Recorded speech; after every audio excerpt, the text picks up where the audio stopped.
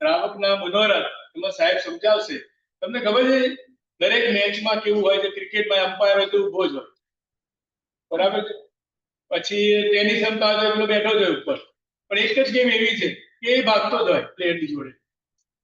Football, soccer આપણે કહીએ અહીંયા, રાઈટ. એ બી એટલું જ દોડે છે જેટલું ખેલાડી દોડે, પણ ખેલાડીને જ ખાલી ઇનામ મળે, કારણ કે એનું લક્ષ્ય ગોલ છે. પણ રેફરીનું લક્ષ્ય શું છે? કોણ શું ભૂલ કરે, રાઈટ. તો એ સર આજે સુંદર રીતે સમજાવશે આજના મનોરથમાં કે આપણે શું નથી જોવાનું રેફરીની જેમ, પણ આપણે ગોલ તરફ દ્રષ્ટિ રાખવાની છે, જે આપણું મુખ્ય લક્ષ્ય છે. તો વધારે ટાઈમ નહીં લઈએ, સરને કરીશું. બોલ શ્રી મહાવીર સ્વામી ભગવાનની. Oh yes, એક જ સર. જય જિનેન્દ્ર. જય જિનેન્દ્ર. હેલો.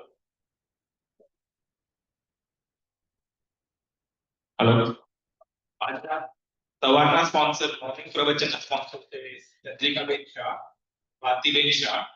ઇવનિંગ પ્રવચનના સ્પોન્સર છે દેવા અને સરિતા શાહ. એકાસના સ્વામી વાચનના સ્પોન્સર છે જીતેનભાઈ શોભનાબેન શાહ, રોહિતભાઈ અને રૂપાબેન શાહ, ઉષાબેન કુમુદચંદ્ર શાહ, જિજ્ઞાસુ મિત્તલ અને શિવાય બોરા, અનિલભાઈ અને પ્રતિમાબેન પટેલ. ફોન પ્લીઝ સાયલેન્ટ કરજો એટલે આપણને સરખી રીતે સમજાય અને ડિસ્ટર્બ ન.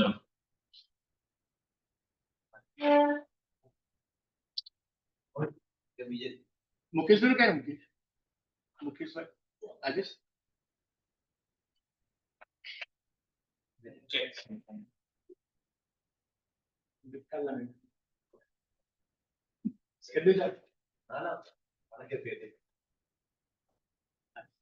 નમો હરિયંતાણમ, નમો સિદ્ધાણમ, નમો આયર્યાણમ,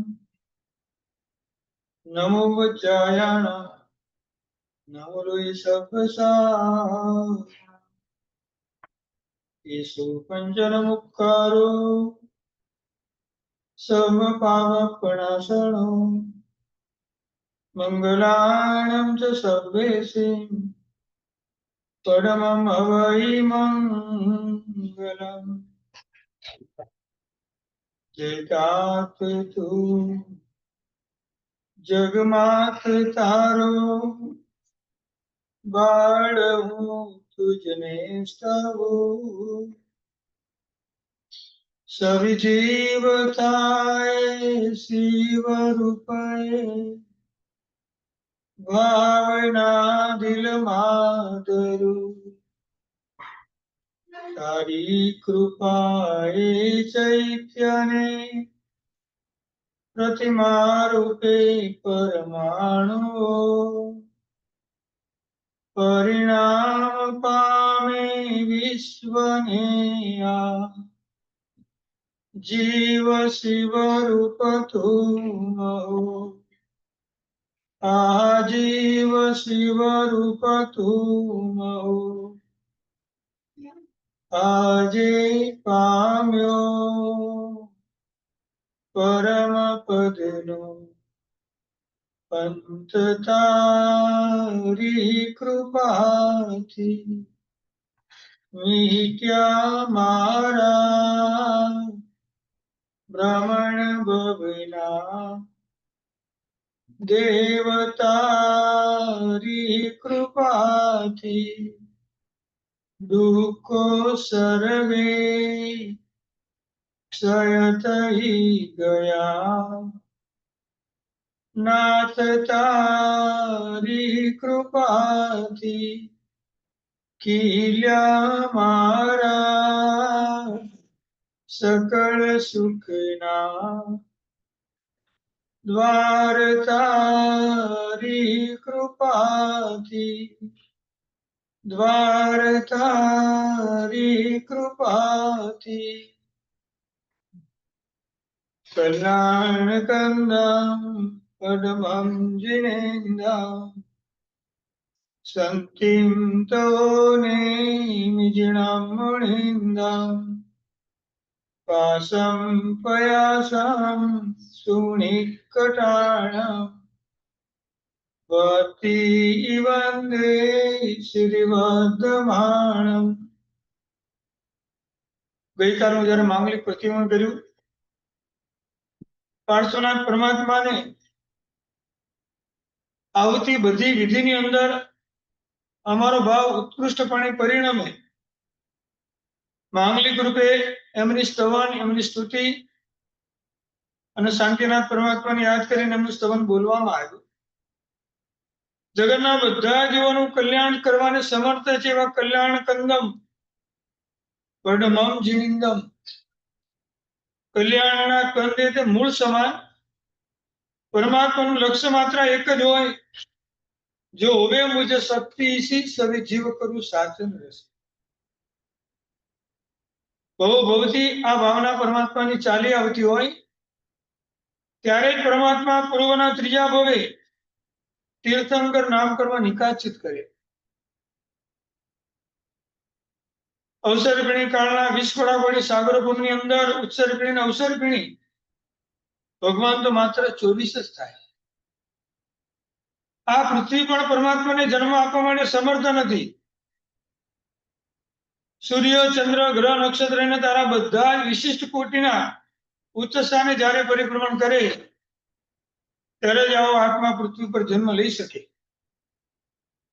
છતાંય પરમાત્મા સાક્ષાત મળ્યા નથી તો પરમાત્માની પરંપરામાં આવેલા ગણધર એટલે નાની અપેક્ષાએ ગણપતિ પણ કહેવાય. ભગવાને જે ગણની સ્થાપના કરી એ ગણના અધિપતિ એટલે ગણધર ભગવાન, તેને ગણપતિ પણ કહેવાય. પણ આપણે જે ગણેશાય લખીએ છીએ આ ગણપતિ નથી. આ ગણધર ભગવાન એમનું આગમ એ અંગ પ્રવિષ્ટ એમની પરંપરામાં જે પણ સૂત્રો વગેરે બનાવીને આપણને આપ્યા બધું આગમ આવ્યું અંગ બાહ્ય. આપણી જેવી કક્ષા એ પ્રમાણે ધર્મ આપણને બતાવવામાં આવે. આખા દિવસ દરમિયાન ઘણા બધા કર્તવ્ય કરવાના હોય, જે મનોજીવન સ્તોત્રમાં આપણને બતાવ્યું. કર્તવ્ય કર્યા વગરનો એક પણ દિવસ આપણો જવો જોઈએ નહીં. વ્યવહારિક ક્ષેત્રે ઓફિસે પણ જવું પડે એ પણ કર્તવ્ય છે. બિઝનેસ અને જોબ કરવું પડે એ પણ કર્તવ્ય છે. ઘરમાં રસોઈ બનાવવી એ પણ કર્તવ્ય છે. પરમાત્માએ કોઈ આપણે વસ્તુની ના નથી પાડી, પણ સાથે સાથે અસંખ્ય દેવો ચવેતાર એક મનુષ્ય બને આ લાઈનને માઇન્ડમાં બેસાડવાની. અસંખ્ય આત્મા દેવલોકમાં ગયા ત્યારે મારા જેવા એક જ આત્માને જે શાસન સાથેનો મનુષ્ય ભવ મળ્યો. આ ભવની પરંપરા મને મોક્ષ સુધી લઈ જાય. સન્યસુ નિમલૈરા ऐचेसु एम पयासेरा सागरवर गंभीरा. પરમાત્મા અનંતા ચંદ્રો ભેગા થાય તો પણ આપણી નિર્મળતાને પામી શકે નહીં. નિરખ્યા હશે, પૂજ્યા હશે, સુણ્યા હશે, બધું જ બરાબર. પણ જ્યારે ચૈતન્યની શરૂઆત થાય ત્રિદિશી નિરીક્ષણ ત્યાગ. ભગવાન સિવાય કોઈ પણ દ્રષ્ટિ તરફ આપણે જોવાનું નથી. આપણા દેરાસરમાં કોણ આવે છે, કોણ કેટલી પ્રદક્ષિણા આપે છે, આમને કેમ બે આપીએ બાકી રહી જાય, બધું ધ્યાનમાં હોય. ચૈત્યવંદન પણ ચાલે એની પ્રદક્ષિણા પણ ગણાય. એટલે આપણું માઇન્ડ કેટલું કામ કરે છે આમ જોવા જઈએ થાય. બાજુમાં કોણ બેઠું છે પણ ખબર હોય, થોડા લેટ પણ આવે એ પણ ખબર હોય. જિનાલયમાં આવ્યા પછી 10 મિનિટનું આપણે પાલન કરવાનું હોય. સૌથી મહત્વની ત્રીજ છે ત્રિદિશી નિરીક્ષણ ત્યાગ. પરમાત્માનું ભાવરૂપે ચૈત્યવંદન શરૂ થયું. દ્રવ્ય પૂજા કર્યા પછી જે ભાવ પૂજા ન કરે એને દ્રવ્ય પૂજાનું પરિપૂર્ણ ફળ ક્યારે પણ મળતું નથી. અને દ્રવ્ય પૂજા કરતા ભાવ પૂજા ડબલ ટ્રિબલ એમ નહીં, અસંખ્ય ગણી ચડિયાતી છે. ઇન્દ્ર મહારાજા જ્યારે પરમાત્માના બધા કલ્યાણના દિવસો આવે, બધા વૈભવનો ત્યાગ કરે, પોતાના સિંહાસનથી નીચે ઉતરીને આગળ જાય, પગમાંથી મોજડી વગેરે બધું દૂર કરી અને પરમાત્માની યોગ મુદ્રાની અંદર 9 સૂત્ર દ્વારા પરમાત્માની સ્તવના કરે. નમોતણમ સૂત્ર આપણે બધા ડેલી બોલીએ છીએ. ખાલી સમજવા માટે પૂછું છું, નમોતણમ સૂત્રમાં ઈચ્છામી કમાસોનું સૂત્ર કેટલી વાર આવે ભાવથી? નમોતણમ સૂત્રમાં ઈચ્છામી કમાસોનું સૂત્ર ભાવથી કેટલી વાર આવે? હા? દરેક વિશેષણ 38. 3 વખત આવે. 3 વખત પંચાંગ પ્રણિપાત નમસ્કાર આપણે કરવાના છે. ઈચ્છામી કમાસોનું સૂત્ર જેમ બોલાય જેમ એક્શન થાય એવી 3 વખત એક્શન આપણે કરવાના. પહેલું જ આવે નમોતણમ અરિયંતાણમ ભગવંતાણમ, એટલે આખું મસ્તક નમવું જોઈએ. આ આપણો ભાવ છે. જેમ શબ્દ બોલાય એમ અંદરથી ભાવ પ્રગટ થવો જોઈએ. જે ગુરુ ભગવાનની સ્તવના કરી આપણે કેટલા રહસ્ય એની અંદર મૂકી દીધા કે હવે પછીના બધા વકરીને જળ જેવો છે આમ નામ સ્તવના નહીં કરે. બધા ક્વેશ્ચન આપણને પૂછશે પણ આપણે પૂછતા નથી. જે છે એ કરે રાખો, આપણે વાંધો નહીં, બહુ માથું નહીં મારવાનું એમાં. આ પગ ઉભો કરવાનો કે આ પગ ઉભો કરી લેવાનો, કૌશક કરવાનું કે કૌશક કરી લેવાનું, બહુ ડીપમાં નહીં જવાનું. પણ વ્યવહારના ક્ષેત્રે બધે ડીપમાં જઈએ પાછા. જ્યાં માથું નથી મારવાનું ત્યાં માર જ કરીએ પાછા. નમોતણમ અરિયંતાણમ ભગવંતાણમ, આપણને કોઈ પૂછે કે તમે આ પરમાત્માને આવો નમસ્કાર કેમ કર્યો? આ પહેલી જ આપણી સંપદા છે, સ્તોતવ્ય સંપદા. આ સ્તોત્રમાં સ્તુતિ કરવાને લાયક કોણ છે? તો કે આર્યન પરમાત્મા. એટલે સામેથી બીજો ક્વેશ્ચન આવે, જગતમાં તમે કોઈને ચોઈસ ન કરે ને એમને જ કેમ ચોઈસ કર્યા તમે? તો પેલો જ આન્સર આવે આઈ ગરાણમ. આ ધર્મની શરૂઆત સૌથી પ્રથમ એમને કરી. એ ધર્મની સ્થાપના એમને કેવી રીતે કરી? એમ જ્યાં સુધી તીર્થંકર બન્યા નથી ત્યાં સુધી નથી કરી. એટલે તીર્થયરાણમ, એ તીર્થંકર નામ કર્મને ઉપાર્જન કરીને જેવું પ્રગટ કર્યું, પરમાત્મા કેવળ જ્ઞાન પામે એટલે સૌથી પહેલું કયું કર્મ ઉદયમાં આવે એમને? તીર્થંકર નામ કર્મ. આ રસોદયથી ઉદયમાં આવ્યું. ભગવાન માતાના ગર્ભની અંદર ગયા, અનંત શુદ્ધ જ્ઞાન, અનંત મતિ જ્ઞાન અને અનંત અવધિ જ્ઞાન લઈને ગયા. બધા પ્રસંગો આપણે કલ્પસૂત્રના માધ્યમે આવશે. ભગવાન માતાના ગર્ભની અંદર આવે, હજી તો તીર્થંકર બન્યા નથી છતાં ભગવાનની માતાને 14 સ્વપ્ન આવે. આ પણ ભગવાનના તીર્થંકર નામ કરવાનો પ્રદેશોદય કહેવાય. ભલે રસોદય તો જયારે કેવળ જ્ઞાન પામશે ત્યારે થશે, ત્યારથી એનો પ્રભાવની શરૂઆત થઈ જાય. જેના યોજન ભૂમિ વાણીનો વિસ્તાર, પ્રભુ અર્થ પ્રકાશે રચના ગણધર સાર. આવતીકાલે આપણે બધા સાથે બોલશું. પરમાત્મા અત્યાર સુધી કાંઈ પણ બોલ્યા નતા. હવે બોલે 1 યોજનની ભૂમિમાં ભગવાનના સ્પષ્ટ શબ્દો બધાને સંભળાશે. સંભળાશે એમ પણ નહીં, સૌને પોતપોતાની ભાષામાં સમજાશે. એમને તીર્થની સ્થાપના કરીને શું કર્યું? એમ એ તીર્થંકર બન્યા કેવી રીતે? તો સંયમ બુદ્ધાણમ, પોતે પોતાને મને બોધ પામે, એમને બોધ આપવાની જરૂર જ નહોતી. પૂર્વભવની અંદર આવા જ પરમાત્માએ આ બધા જ કર્તવ્ય કર્યા છે ત્યારે આ કક્ષા સુધી પહોંચે. પહેલી વાર નમોતણમ અરિયંતાણમ ભગવંતાણમ, બીજી વાર નમોજીનાણમ શબ્દ આવે ત્યારે નમવાનું છે. અને છેલ્લે સભ્ય ચિરેણ વંદામી, 3 વખત આપણો પંચાંગ પ્રણિપાત નમસ્કાર થવો જોઈએ. બોલે એટલું ન થાય તો કમસે કમ મસ્તક તો આપણું નમવું જોઈએ. આવા પરમાત્માની ગુણની સ્તવના, આવા પરમાત્માએ આવા જ કર્તવ્ય કરવા દ્વારા આવા સંઘની પૂજા કરી હશે. એટલે જ વાર્ષિક 11 કર્તવ્ય પેલું કર્તવ્ય કયું હતું? સંઘ પૂજા. સંઘ ગમે કે સંઘની ભક્તિ ગમે? સંઘ ગમે પણ સંઘની ભક્તિ ન ગમે. છે સંઘ ગમે ને સંઘની ભક્તિ ગમવી જોવે. મારા સાધુ અને સાધ્વીજી ભગવંતની થાય એટલી હું ભક્તિ કરું, અત્યારે ત્યાં જવાતો નથી તો એમની ભક્તિ ગુરુવંદનના માધ્યમે કરું.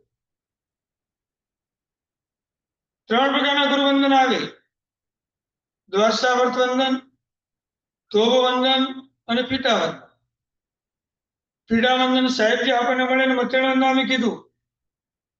ઉપાશ્રમાજીને થોભીને ઇચકાર સૂત્ર દ્વારા અભુટ્ય સૂત્ર દ્વારા ગુરુવંદન કરી થોભ વંદન અને પ્રતિક્રમણની અંદર પાંદડા સૂત્ર આપીએ છીએ દ્વાદશાવસ વંદન. સૌથી મહત્વનું વંદન આ છે. આપણે તો હજી મધ્યમાં જ છીએ. આપણી પાસે રોજ આવું ગુરુવંદન કરાવે દ્વાદશાવસ વંદન તો કરીએ આપણે. બહુ સારું છે રેવાય. ઈચ્છાની કમતમાં બહુ મજા આવે છે. આમાં બહુ નથી જોવું. એ ગુરુવંદન જયારે કરવાનું આવે 18 સહસ્ર સાધુને વિધિશું વાંધ્યા અધિકે નિરકે પછી નેમી જીવેસર કેળા ઉભા મુકડા નિરકે. આ દ્વાદશાવસ વંદન કૃષ્ણ વાસુદેવ 18,000 ગુરુ ભગવંતને કરીને આવ્યા. પેલા આપણે ઘણી વાર કરી આપણે જૈન છે ને પેલા શું છે આપણે વાણી છે. વાણી એક ગુરુવંદન કરે ત્યારે મનમાં શું લાવે 100 કરોડ સાધુ 100 કરોડ સાધવી જાણ. મારા એક જ સિમંદર સ્વામી પરમાત્માની પાસે કેટલા સાધુ ભગવાન છે? મિનિમમ 100 કરોડ સાધુ સાધુજી ભગવાન. એવા બધા ભગવાનની સાથે ગણવાનું. જીનાલીમાં ખાલી ભગવાનની સ્તવના કરીએ છીએ જગચિંતામણી સૂત્રની 10 સૂત્ર પછી 11મા સૂત્રનો નંબર આવે જગચિંતામણી. 10 આવડે પણ સીધું જગચિંતામણી કૂદકોવાની સીધું જમકિંચીમાં જવા બહુ લાંબુ આવે નહીં. ગૌતમ સ્વામી ગમે, એની પ્રતિમા પણ ગમે, એનો વાસક્ષની પૂજા પણ કરવી ગમે, પણ એનું સૂત્ર ભણવું ન ગમે. એ ગૌતમ સ્વામી શું આપે આપણા માટે સ્પેશિયલ સૂત્ર બનાવીને ગયા જગચિંતામણી જગના. છેલ્લી ગાથામાં જાઓ 1500 કોડી સૈન પડી બાયલ લકડવન્ના 36 સહસ અસીમ સાસે બિંબાઈ પડવાની. આખું જગચિંતામણીના 4 લાઈન તો બોલી શકો કે નહીં? 15 અબજ 42 કરોડ 58 લાખ 36,080 આટલી શાશ્વતી પ્રતિમા હંમેશા પૃથ્વી પર દે.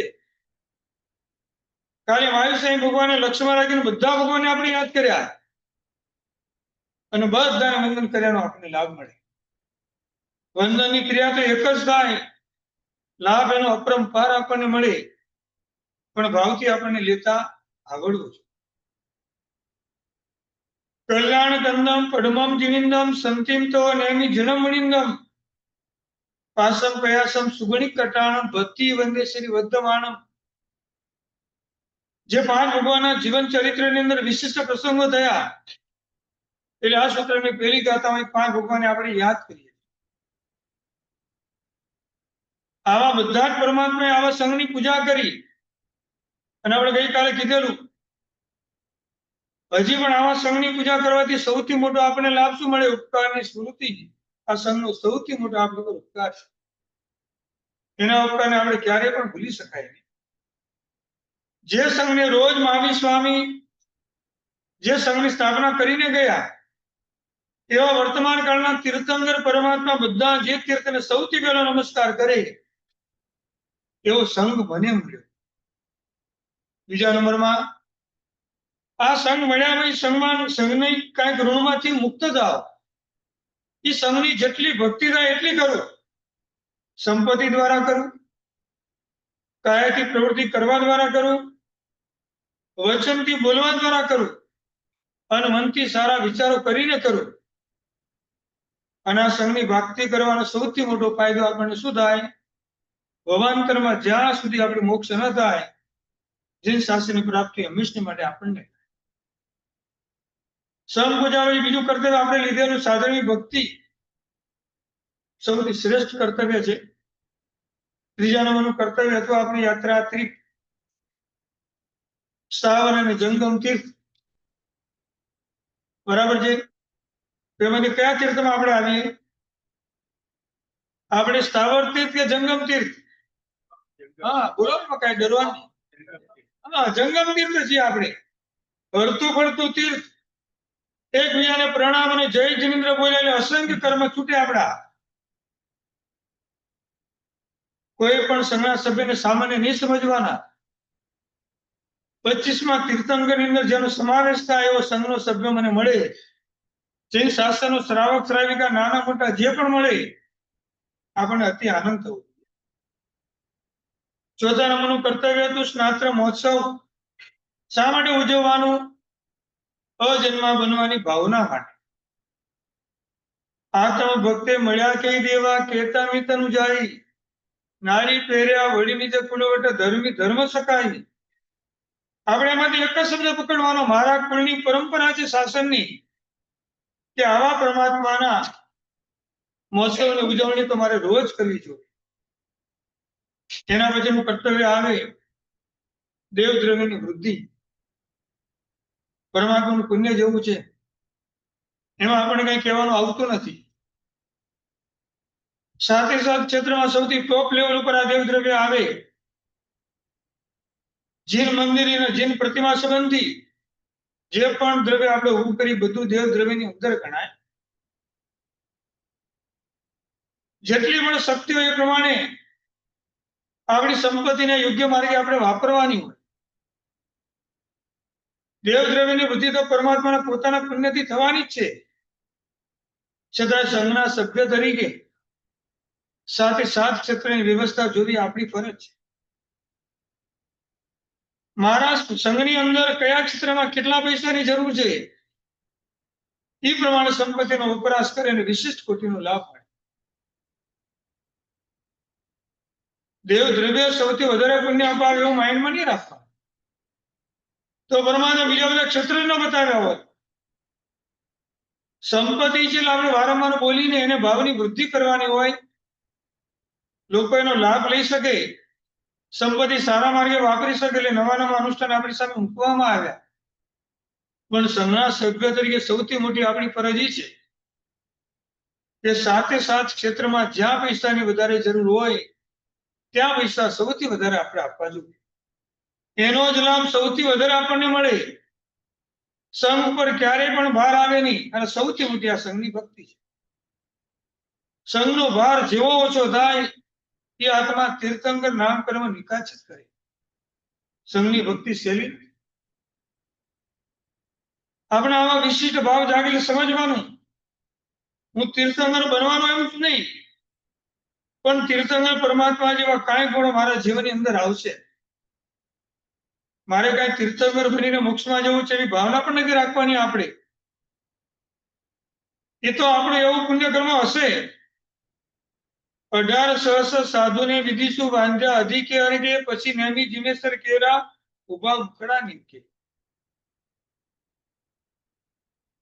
આ કૃષ્ણ વાસુદેવને લક્ષ્ય હતું નહીં કે મારે પણ તીર્થંકર બનવાનું છે. બસ એમની ક્રિયા, એમનો ભાવ જ આ કર્મની તરફ એમને લઈ જાય. અસંખ્ય વર્ષના બધા 400 નરકના દુઃખો ઓટોમેટિક ઓછા થઈ ગયા. કયા વંદન કર્યું તેમને? આ દ્વારસાવર્ત વંદન. દ્વારસાવર્ત વંદન કરીને આપણે એટલે આમ તો ઉપાધિને જ આપણે કરવાનું હોય. કારણ એમાં આપણે બોલીએ છીએ ઈચ્છામી કમાસમણો વંદિયમ જામણી જાય નિશ્ચિહી આય અણુજાણ. ગુરુ ભગવાન મારીને તમારી વચ્ચે એક અવગ્રહ છે, મર્યાદા છે. આ ગુરુવંદનમાં સૌથી શ્રેષ્ઠ ગુરુવંદન છે, એટલે મારે આપની થોડી નજીકમાં આવું. કટાસણાના છેલ્લા ભાગ ઉપર ઉભા રહીને આપણે બોલવાનું હોય બધું, અને આગળ પ્રમાણના કરીને અણુજાણા મેં યુગમ નિશ્ચિહી એમ બોલીને આપણે આગળ પ્રમાણના કરીને જવાનું. અને ત્યાં બેસીને ગોદોગ ક્રિયામાં આખું ગુરુવંદનની વિધિ ત્યાં આપણે પરિપૂર્ણ કરવાની. અણુજાણા મેં યુગમ નિશ્ચિહી. આ જ ગુરુવંદન કરતા કરતા આપણે સાહેબને કેટલા પ્રશ્નો પૂછીએ છીએ? આવે કે નહીં આવો કાંઈ? 6 પ્રશ્ન પૂછીએ અને એના સાહેબ આપણને 6 આન્સર આપે. અત્યારે આપણે એના ડીપમાં નથી એમ. સાહેબ અને આપણે સાહેબ તમારી સંયમની યાત્રા બરાબર ચાલે છે એમ? સાહેબ કેટલો સરસ મજાનો આન્સર આપે, તમારી સંસ્થાની યાત્રા બરાબર ચાલે છે ને?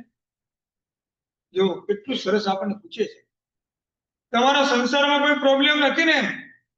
સંજ્ઞાન અણુજાણાની કહતી તુભ્ભમી વટે એવમ અહમ અવિ ખામી તુમ માયનો આન્સર છે. ઈચ્છામી કમાસમણો વંદિયમ જાવણી જાય નિશ્ચિહી આય. અણુજાણા મારે આપની પાસે નજીક આવવું છે, ગુરુ ભગવાન સંજ્ઞાન શબ્દ બોલીને આપણને અનુમતિ આપે. અણુજાણાની એટલે તમે આગળ આવી શકો છો એમ. અને આગળ જતા અહમ આવી કામિની તુમ સાહેબ આપના પ્રત્યે થયેલા કોઈ પણ અપરાધ છે એનું ક્ષમા માંગુ છું. સાહેબ આપણને સામે શું કહે છે? અહમ આવી ખામીની તુમ હું પણ તમને કમાવું છું. અમે પણ તમારા ઘરે ગોચરી માટે આવ્યા, એમાં તમને પણ કઈ તકલીફ પડી હોય, વારંવાર તમે વિનંતી કરવા આવ્યા છતાં અમે તમારા ત્યાં આવ્યા નહીં, કઈ ને કઈ પ્રોબ્લેમ અમારા દ્વારા પણ આપને થયા હોય તો અમે પણ એની ક્ષમા માંગીએ. 4 લાખ દેવતા 4 લાખ નારકી. શેમાં બોલીએ આપણે? શેના માટે બોલીએ છીએ આપણે? બધાની સાથે ક્ષમા પણ માંગીએ છીએ. આબુમાં દેવની સાથે કઈ ઝઘડો થયો, નરકના જીવોની સાથે ઝઘડો થયો, હા, પહેલાના બધા સંસ્કાર મૂકીને આવે આ ભૌમાં સમજણ સાથે આપણે એની ક્ષમા માંગીએ. પછી મેં કર્યું શું કર્યું મને કાંઈ જ ખબર નથી. ગણધર ભગવાને કેવી સરસ રચના આપણને કરીને આપી. પૂર્વના જેટલા પણ કસાયો તે મૂકીને આવ્યા છો, બસ આટલું ભાવથી બોલો. 4 લાખ દેવતા 4 લાખ નારકી. ભવનપતિ અંદર જ્યોતિષ અને વૈમાનિક જે પણ દેવો છે અને સાથે સાથે નરકના જે પણ જીવો છે, તમારા ક્ષેત્રમાં આવીને જે પણ દુઃખ તમને મારા દ્વારા આપ્યું હોય, હું બધાની ક્ષમાપના માંગુ છું. આવું જૈન શાસ્ત્રનું સૌથી મહત્વની દ્રવ્ય એટલે આપણું દેવ દ્રવ્ય ગણાય. એની જેટલો પણ વૃદ્ધિ થાય એનો પ્રયત્ન આપણે કરવાનો. 5th નંબરમાં આવે, 6th નંબરમાં મહાપૂજા. હા, અહો કાયમ કાય સંપાસમ. ડાયરેક્ટ આપણે જયારે સંપાસમ પદ આવે ને સાહેબ, અહો કાયમ કાય સંપાસમ, સંપાસમ પદ આવે ત્યારે આપણે મુપતિ નામ ટચ કરવાનું. આપણે આમ કોઈ પૂછે ને, ઇન્ડિયામાં ક્યારેક સાધુ ભગવાન સાથે પ્રતિક્રમણ કર્યું હોય તો સાધુજી ભગવાન સાથે કર્યું હોય, ત્યારે આ ગુરુવંદન આવે ત્યારે મુપતિ ક્યાં મૂકી? હા, આપણે મુપતિ ક્યાં મૂકીએ? શા માટે? તો આપણે અહીંયા મુકાય સીધી ડાયરેક્ટ. સાહેબને પૂછ્યો તો કરે ને, સાહેબ તમે આમ કરો ને અમારે આમ કેમ કરવાનું?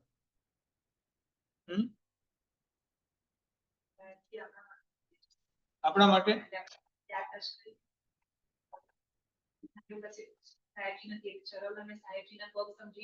એકદમ આન્સર સરસ મજાનો આપ્યો જો એમને. જ્યારે પણ આ દ્વાસવર્ત ગુરુવંદન કરવાનું છે એટલે ચરવડાને આપણે ગુરુ બનાવીએ છીએ અને સાહેબજી ઓઘાને ગુરુ બનાવે. એટલે આપણે ત્યાં પ્રતિક્રમણમાં મહત્વના 3 ઉપકરણ, કટાસણું અને મુપતિ સાથે. મુપતિ અને ચરવડો, કટાસણું મુપતિ ની ચરવડો, 3 માંથી એકને માઇનસ કરવાનું. કયું ના હોય તો ચાલે? હા, કટાસણું ન હોય તો ચાલે. આપણે ચરવડો સમજીને બેઠા છીએ, ચરવડો ન હોય તો ચાલે. ચરવડા અને મુપતિ વગર સામાયિક પ્રતિક્રમણ થાય જ નહીં. કટાસણા વગર હજી થાય. ચરવડાથી પ્રમાણ ના કરીને આપણે બેસી શકશું, કોઈ વાંધો નથી.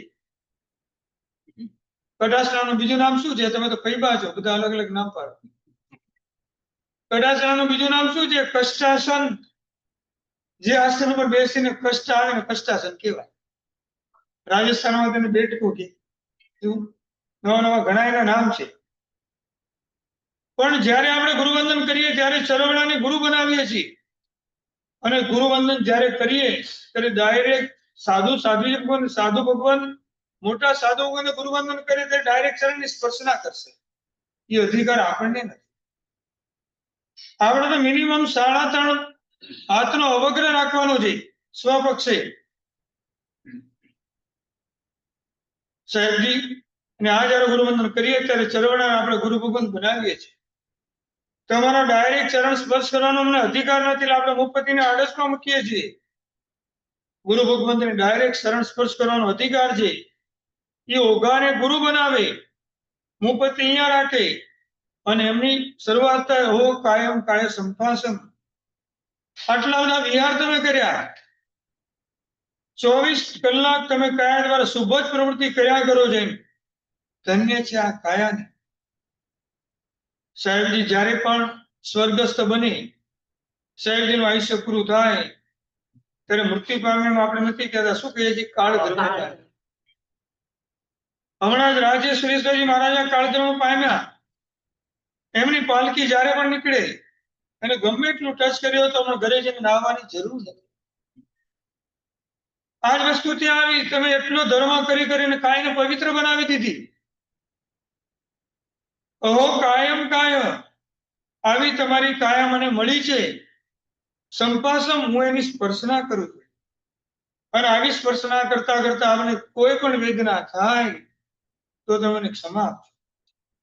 તો કેટલું સૂક્ષ્મ રીતે આપણે બધી ક્રિયાઓ થાય. ગુરુવંદન ત્યાં જઈએ ને ક્યારેક સાહેબજીના પગ પકડી લીધા એટલે આપણને કઈ ના નથી પાડતા. શું? પણ ધ્યાન તો મેઇન વિધિ તો આપણી આ જ છે. એનું ટચ ક્યાં આપણે કરવાનું જ નથી. જિનાલયમાં આવ્યા પછી પણ ભગવાને અનામિકા આંગળીથી જ માત્ર સ્પર્શ કરવાનો. હવે અઠવાડિયા પછી આવશો, લાવો તમે થોડા ભેટી લઈએ, થોડા તમારા આંખના લાચો લૂછી લઈએ, ઘણું બધું કરીએ આપણે. આમ કરીએ, પછી આમ કરીએ. શું? કાંઈ જ કરવાનું નહીં. જેને અંગુષ્ઠા કરવાનો લાભ મળે ને આખી ભગવાનની પ્રતિમાની સ્પર્શના કરવાનો લાભ મળે. હા, ના એ કરો, એ આપણી વ્યાવત છે. હા, પણ જયારે ગુરુવંદન કરવાનું આવે ને ત્યારે ડાયરેક્ટ શરણની સ્પર્શના નથી કરવાની. અને આમને પણ આપણે ગુરુવંદન કરીએ છીએ એટલે સારા ભાવથી જ કરીએ છીએ. એટલે સાહેબજી આપણે ક્યારે અટકાવતા પણ નથી કે તમારા શુભ ભાવ છે. પણ જ્યારે પણ આવી ચરણની સ્પર્શના કરવાની આવે, જેમ જિનાલયના ગભારામાં પ્રવેશ કરીએ અને મુખ બાંધી લેવાનો આવે, એમ કમસે કમ ગુરુ ભગવાનની નજીકમાં જવાનું આવે, આવા ચરણની સ્પર્શના કરવાની આવે ત્યારે મુખ તો આમ રાખવાનું. જેટલા ભગવાન પૂજનીય છે એટલા જ ગુરુ પૂજનીય છે. ભગવાનની ઉપર જેમ શ્વાસ અને ઉચ્છ્વાસ આપણો જવો જોઈએ નહીં, એમ ગુરુની ઉપર પણ આપણો જવો જોઈએ નહીં. આ ધ્યાન રાખવાનું છે. ભલે વ્યાવ છે બધું જ આપણે કરવાનું. આપણા વસ્તુ શું કહેતી હતી?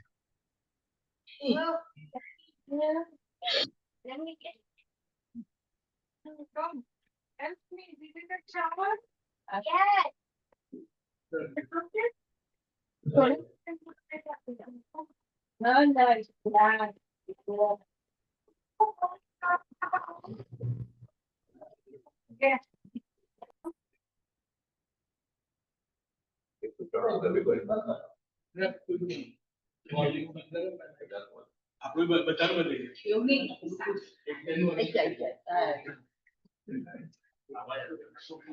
આખું અનમૂત થઈ ગયું. હા,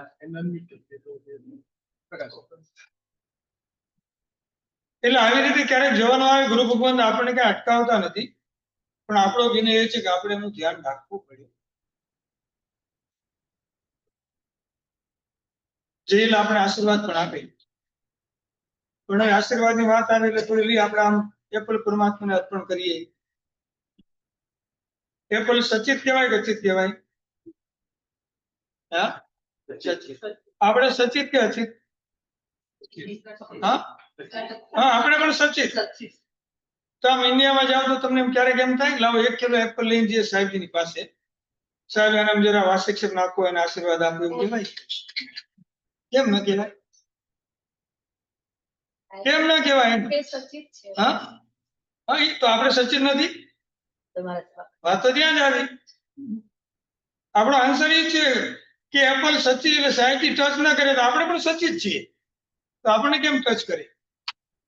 એવી ઈચ્છાથી સાહેબજી આજ એપલ ઘરે લાવ્યા છે. અમે એનું પણ કલ્યાણ થાય અને આમ હાથ રાખીને આશીર્વાદ આપવું. નાનું બાળક 2 મહિનાનું થાય કેવું લઈને દોડીએ છીએ ત્યાં, પકડીને આશીર્વાદ અપાવીએ છીએ કે નહીં? એમ તો નાનું એપલ લઈને નહીં દૂર જવાનું એમ ત્યાં. હે? હા, મેન ત્યાં જે સાહેબજી એને પણ આશીર્વાદ આપવા માટે સમર્થ છે. એમની ના કોઈ છે જ નહીં. પણ તમે પંચેન્દ્રિય છો, એ એકેન્દ્રિય છે.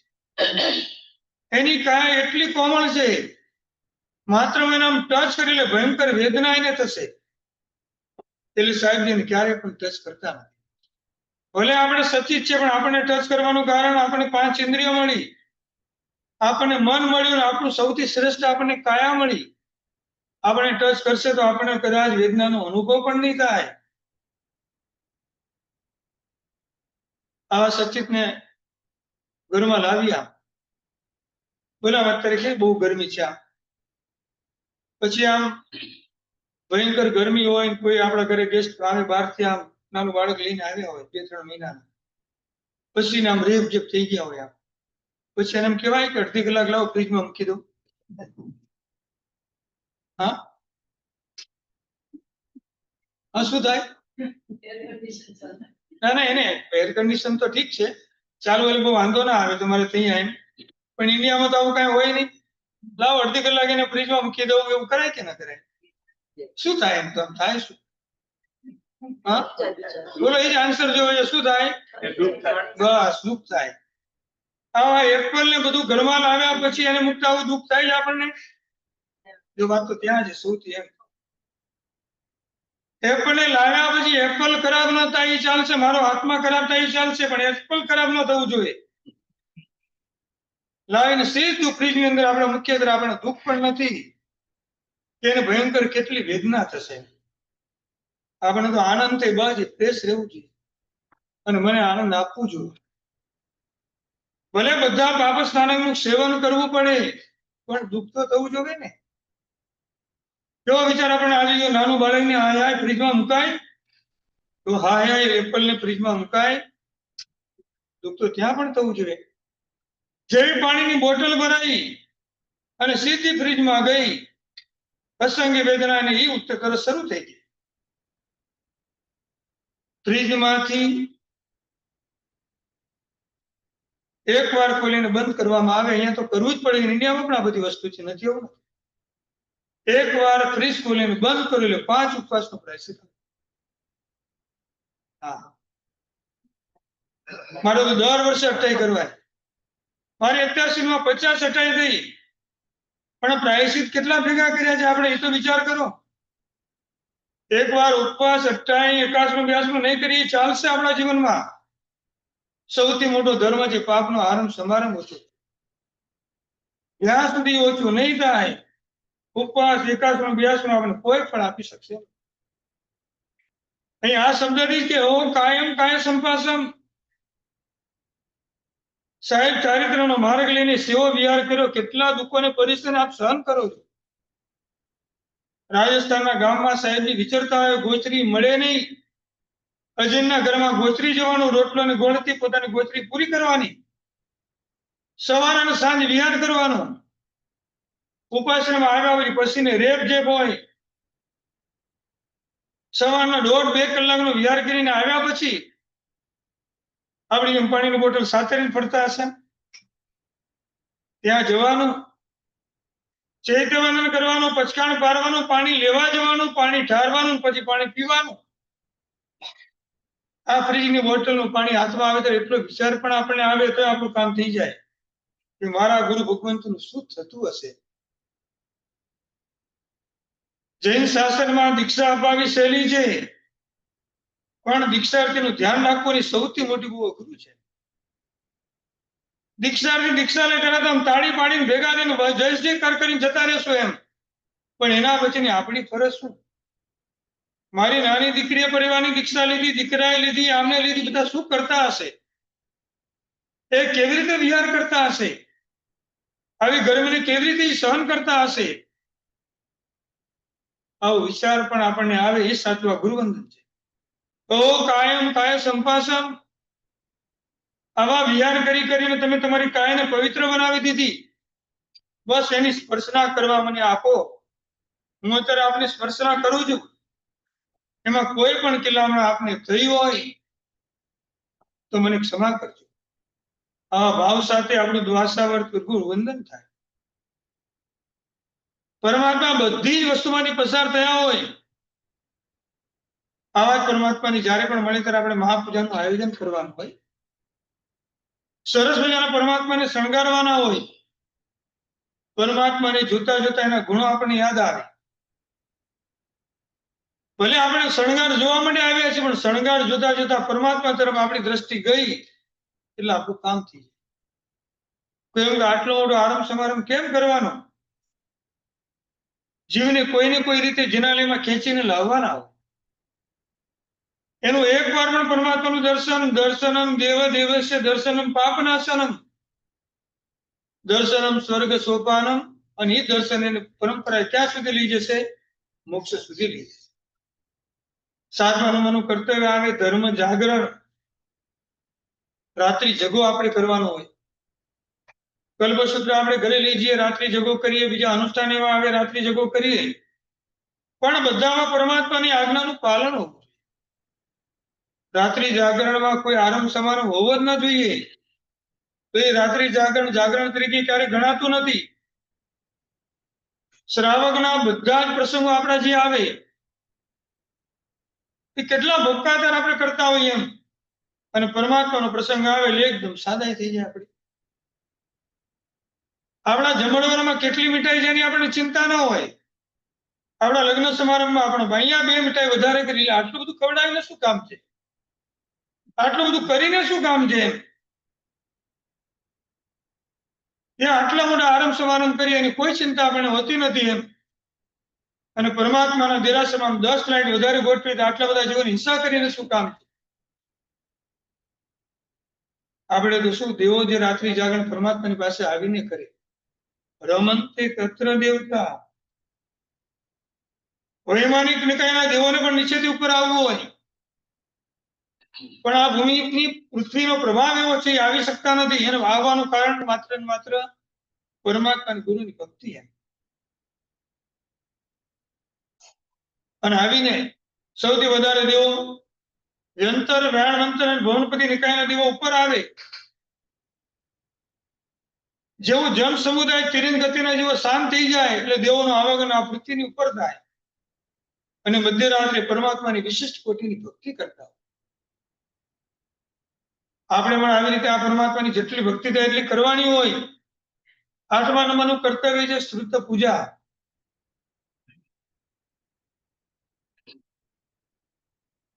જ્ઞાનાવરણ કર્મ નિવારણ પૂજા, બધી પૂજા અલગ અલગ આપણને આપવામાં આવે છે. નિવારણ મગ્ગે વરજાણ ગપ્પમ પણાસ્ય શેષ કુવાઈ ગપ્પમ. 5 જ્ઞાનમાં સૌથી મહત્વનું જ્ઞાન, ભલે કેવળ જ્ઞાન, પણ માઇન્ડમાં હજી પણ ફિટ કરવાનું. શ્રુત જ્ઞાન વગર કેવળ જ્ઞાન ક્યારે પણ નહીં આવે. શ્રુત જ્ઞાનની ઉંમર સાથે કાંઈ લેવા દેવા નથી. આજે મોટા અત્યાચાર આવશે, બરાબર.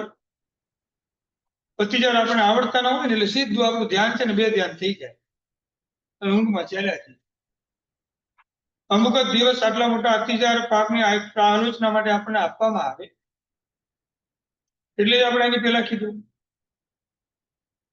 કે હજી પણ આપણે પુરુષાર્થ કમસે કમ સૂત્ર ભણવા માટે કરવો જોઈએ. પરીક્ષણ પહેલા બધી તૈયારી કરી લીધી, નાસ્તાની ડબલા ડબલી બધા પેક કરીને નાખી દીધા, પણ શ્રુત જ્ઞાનની આરાધનાની તૈયારી શું કરી? ચકરી બનાવી, સેવ બનાવી, પૂરી બનાવી, કાકરાને ઘી ચોપડીને તૈયાર રાખી દીધા, સુખડી બનાવી દીધી, બધા શરબતે પણ તૈયાર રાખે. તારો નંબર આ દિવસે છે. નાણાં સૂત્રને પૂછ્યું કોઈ દિવસ તારો નંબર ક્યારે લાગશે એમ? વંદિત સૂત્ર તો બીજાનું 60 છઠે બેઠું છે. 50 ગાથાનું વંદિત બોલાય એટલે પગ પકડીને વિરામ 15 મિનિટ જોયા કરવાનું બધાને કોણ શું કરે છે એમ.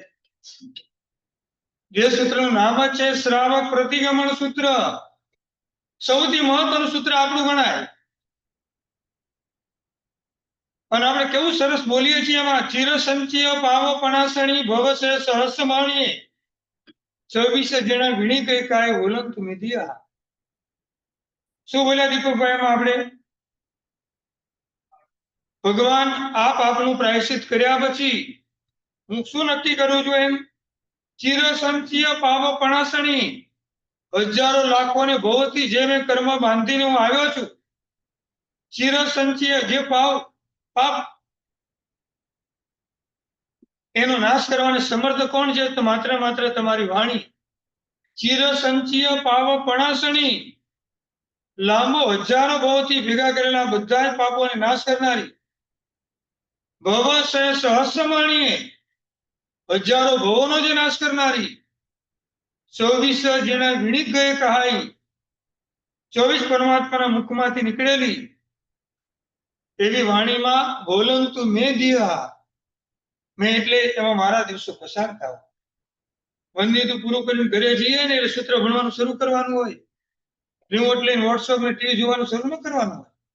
લાવો કોને જોઈ લે, કોણ કોણ આવ્યા આમાં, કોને કોને આપણે આન્સર આપવાનો છે. પ્રતિક્રમણ પૂરું કરીને શ્રાવક શ્રાવિકા ઘરે જ આવી બધી વાતો કરતા કરતા જાય. મારે હજી કયું સૂત્ર ભણવાનું બાકી છે, કયું સૂત્ર મને સમજાયું નહીં, કયું સૂત્ર મને સંભળાયું નહીં, અને પાછા માગીએ સીધા સીધી મહંમદી સંત એવા હે સિદ્ધ ભગવાન તો મને મોક્ષ આપો. સારું છે સિદ્ધ ભગવાનજી પ્રતિ મારું ગણ તો ઉભા ને એક લપાટ મારી શું જાઓ સૂત્ર શીખીને આવો પેલા ઘરે જઈને શું પછી હું તમને મોક્ષ આપું એમ અસર કાંઈક તો થવી જોઈએ. આવું શ્રુત જ્ઞાન મળ્યા પછી શ્રુત જ્ઞાન પ્રત્યે બહુમાન ભાવ નથી એટલે વર્તમાન કાળમાં શ્રુત જ્ઞાનની આસાધના પણ એટલી બધી કરીએ. સૌથી વધારે આસાધના આપણે શ્રુત જ્ઞાનની થાય.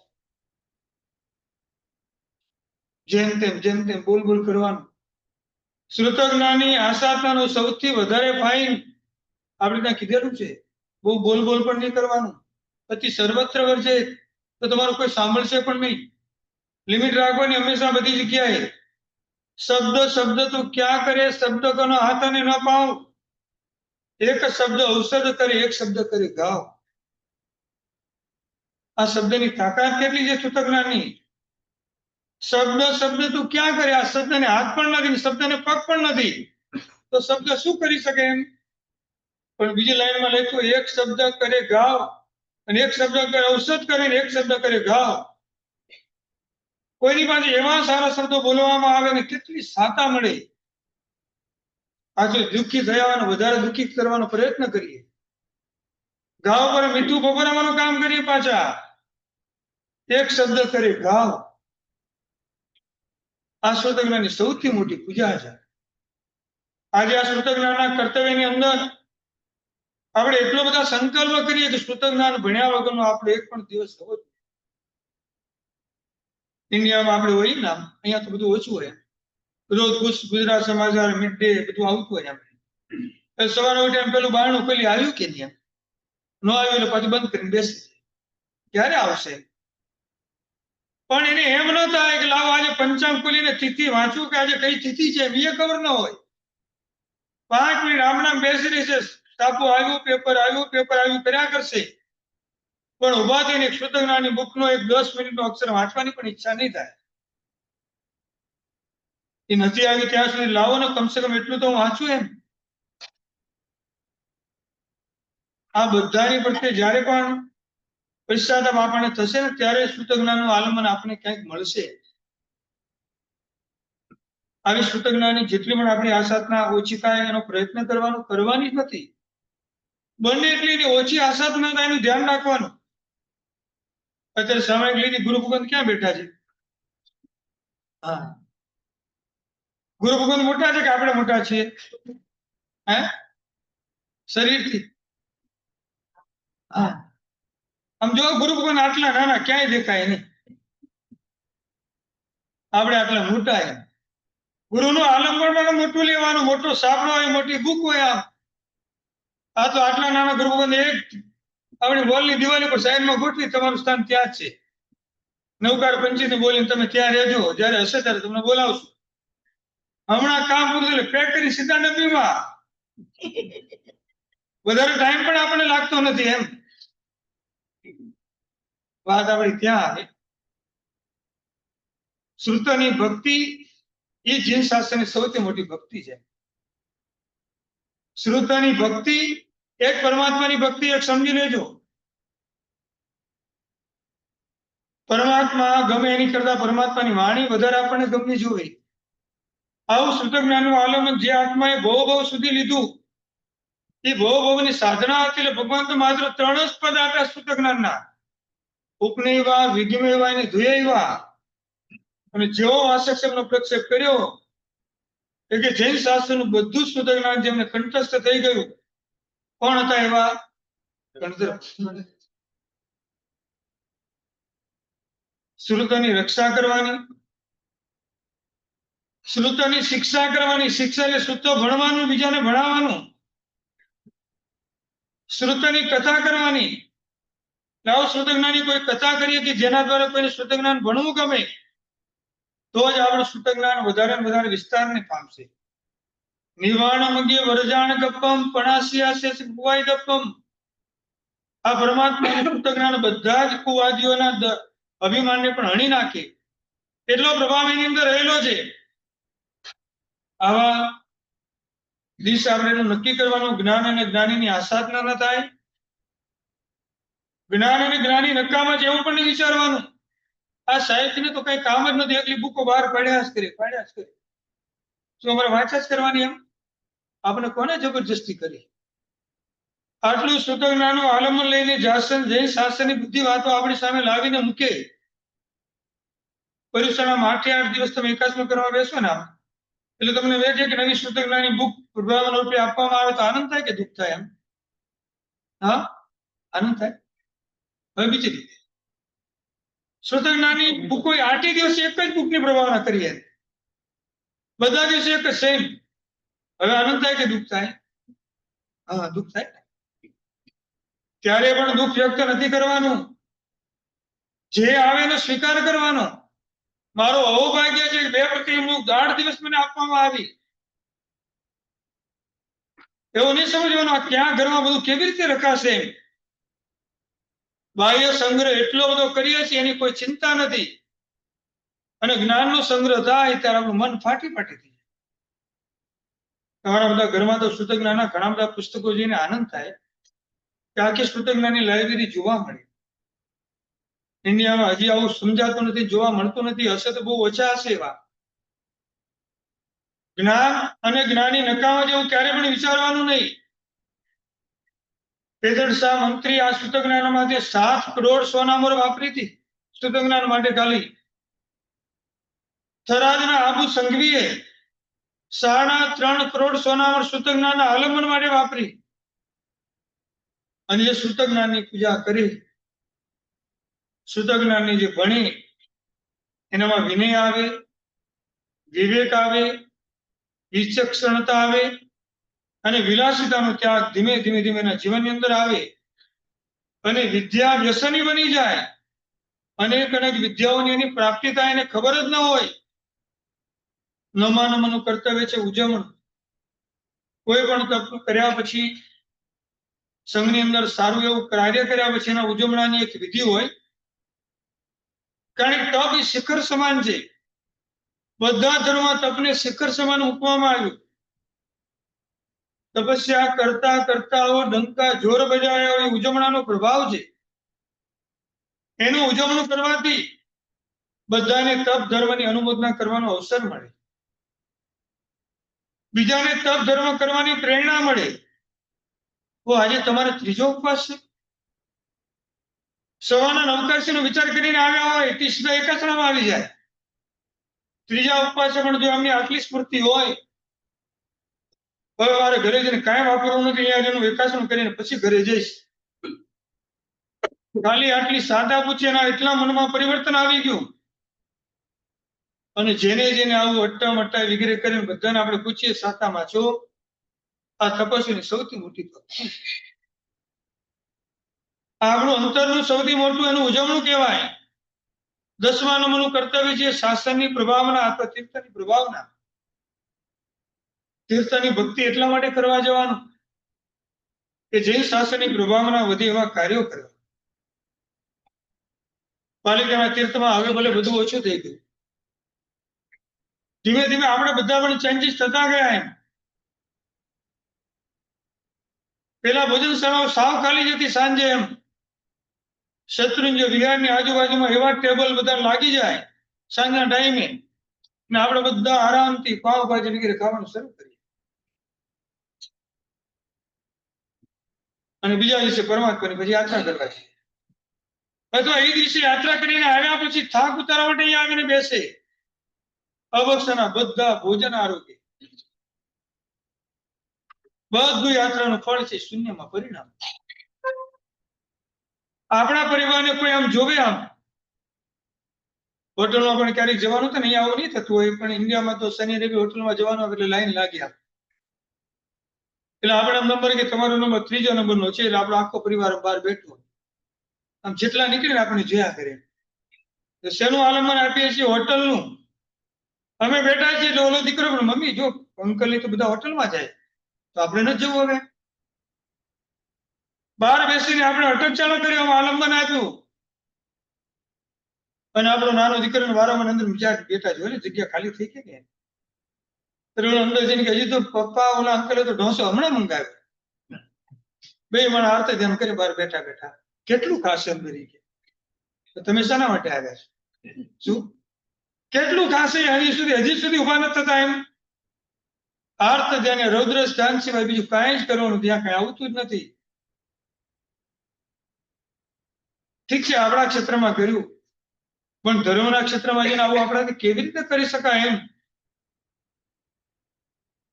અભયકુમાર મંત્રીશ્વર ચોપડા ભજનમાં લખીએ, અભયકુમારની બુદ્ધિ હોજો એમ, સાલીપુત્રનો ભંડાર ભરપૂર હોજો એમ. નાની પેટી લઈને સાલીપુત્રનું નામ લખી નાખે, $2 નાખીને આખો ભંડાર માંગી લે પાછો વાણીએ. શું આજે આમ ખોલે ત્યારે નૌકાર મિત્ર ગણીને ખોલે કેટલા વધી ગયા મારે જોવું છે. શું બરાબર છે? સાલીપુત્રનો ત્યાગ હતો ત્યારે એમને આ વૃદ્ધિ મળી છે. ત્યાગાત જગંતી પૂજ્યતે. જેટલો ત્યાગ કરશું એટલું વધારે આપણે પોતાને આવીને મળશે. આ ભાવમાં તમને જેટલી $ની સંપત્તિ મળી છે ને, એ આ ભાવનું કોઈ પુણ્ય નથી. માઇન્ડમાંથી દૂર કરજો. આ બધું જ પૂર્વ ભાવનું પુણ્ય છે. નહીં તો અઠવાડિયે એકવાર દેરાસર આવવાનું આટલી સંપત્તિ વધી જાય આપણી બેસે આપણા માઇન્ડમાં ક્યારે? આ પૂર્વ ભાવનું પુણ્ય કામ કરે છે. એમ જો પુણ્ય આ ભાવમાં વપરાઈ ગયું, આવતા હોય પાછું તિરંજ ગતિ આપણા માટે નક્કી થઈ જાય. કદાચ મનુષ્ય ગતિમાં જવાનું આવે, કઈ પરિસ્થિતિ હશે આપણે પોતાને પણ ખબર નથી. સતત વિચાર કરવાનો, સંપત્તિનું પણ જે મળ્યું છે એ માત્ર ને માત્ર પરમાત્માના પ્રભાવથી મળ્યું છે. વ્યવહારના ક્ષેત્રે વાપરવાની કોઈ ના નથી પાડી, પણ લાવ એ જે દ્રવ્ય મળ્યું છે એ ધર્મના ક્ષેત્રે પણ વાપરું. વ્યવહારના ક્ષેત્રે આપણી સંપત્તિ ખોટા માર્ગે જ્યારે પણ જતી હોય ત્યારે એનું દુઃખ આપણને થવું જોઈએ કે આવું મારા જીવનમાં કેમ થાય છે. સંઘની અંદર પૈસા લખાવાના આવે એટલે આપણે જોઈએ કોણ કેટલા લખાવે છે. ઇન્ડિયામાં હોટલમાં ગયા હોય ને, આપણે પરિવાર સાથે હોટલમાં બેઠા છે, જમવાનું શરૂ કર્યું, આપણા પરિચય વાળો બીજો પરિવાર આવે એને આવકાર, જો આવો આવો તમે પણ આવો. જે ત્યાં આપણે ઓલાને શું કહેશું, વેઇટર ને કે ઉસકા ભી બિલ મેરે કો દે દે. શું આ કઈ ભક્તિ કહેવાય? સાધારણ ભક્તિ કહેવાય? હા, એ $1000 બિલ ચૂકવવાથી બધો જ પાકનો આરંભ લાગવાનો છે. ભલે વ્યવહારથી આપણે બોલીએ છીએ એમ, ધર્મના ક્ષેત્રે આવી ઈચ્છા કેમ થતી નથી? અમક્ષના ભોજન કરાવી એમાં પૈસા આપી આપણે આનંદ હોય એમ, પાછા ઓલા આપણો આભાર માની જાય, થેન્ક યુ તમે. ના ના, એમાં શું હોય? આ તો કરવાનું છે. શું વ્યવહારથી કરવું પડે ત્યારે મનને પાછું ખેંચી લેવાનું, દુઃખ વ્યક્ત કરવાનું. જે લક્ષ્મી છે એ અકામ નિર્જરા કરીને આવી હશે ખોટા માર્ગે, હંમેશા એક માઇન્ડમાં ધ્યાન રાખવાનું. સકામ નિર્જરા કરી સંપત્તિ આવી સારા માર્ગે જાય. ખોટા માર્ગે જેટલી પણ સંપત્તિ જાય છે એને પુણ્ય કરવાનો નહીં, પણ પાપ કરવાનો આપણને બંધ કરાવે છે.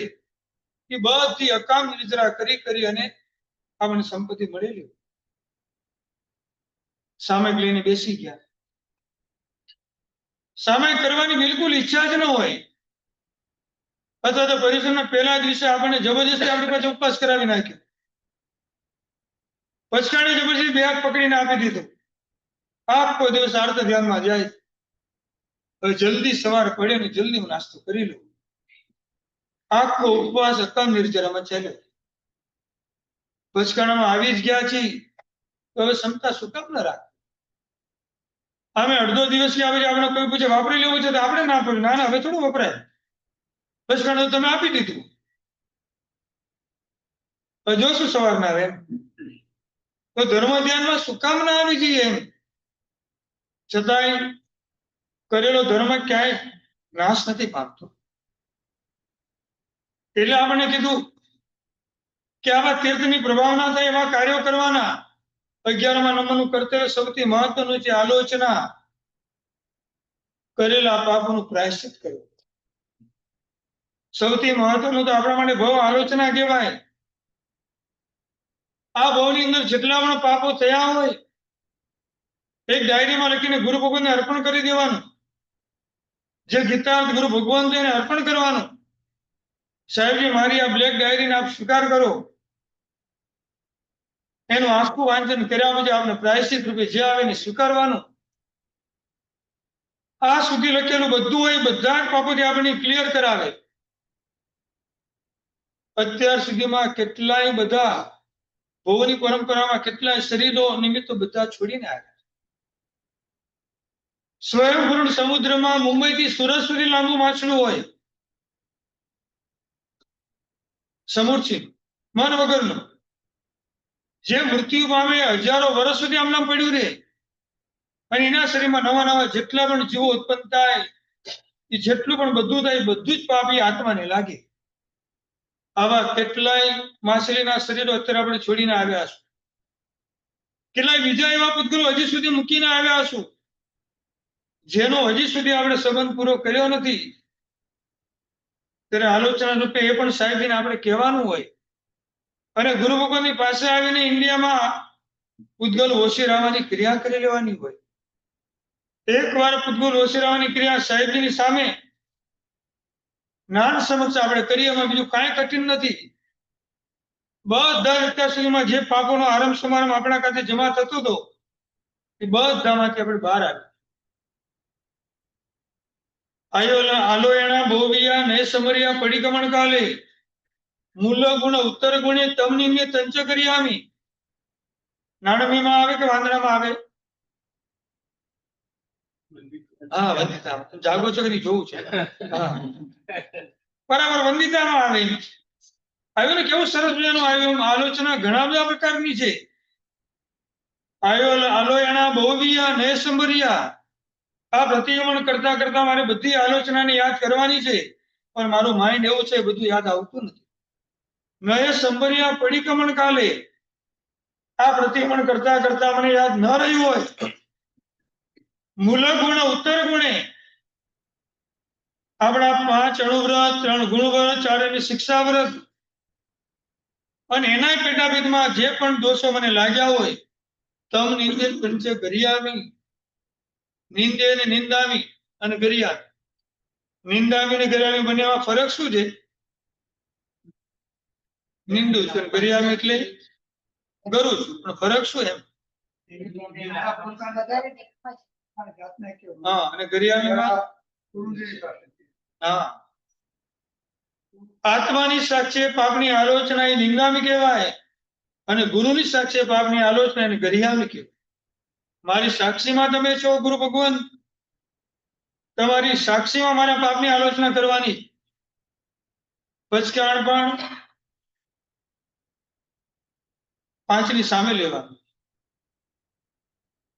પચકાણ ભાષ્યમ પાલ્યમ સોયમ તિર્યમ કિત્યમ આરાયમ. આ પચકાણની શુદ્ધિ આપણને બતાવી. આજે ઉપવાસ છે તો વારંવાર આપણે ઉપવાસ સાથે આવવો જોઈએ, દુઃખથી નહીં, આનંદથી. એમ એનો લાભ પણ ઉત્તરોત્તર આપણો વધતો જાય. કોઈ પહેલો ઉપવાસ કર્યો, બીજા દિવસે બીજો ઉપવાસ કર્યો, આજે પાછો ત્રીજો ઉપવાસ. પહેલું એકાસનું, બીજું એકાસનું, ત્રીજું એકાસનું, બધા એકાસના એકબીજાને જોઈન્ટ થતા ગયા. એને કયો તપ કહેવાય? પહેલો ઉપવાસ એની સાથે બીજો ઉપવાસ જોઈન્ટ થયા, એને કયો તપ કહેવાય? હા, છઠ કહેવાય. બે ઉપવાસ છઠ કહેવાય. પહેલું એકાસનું બીજું એકાસનું બંને ટચ થયું, એને કયો તપ કહેવાય? સાચું.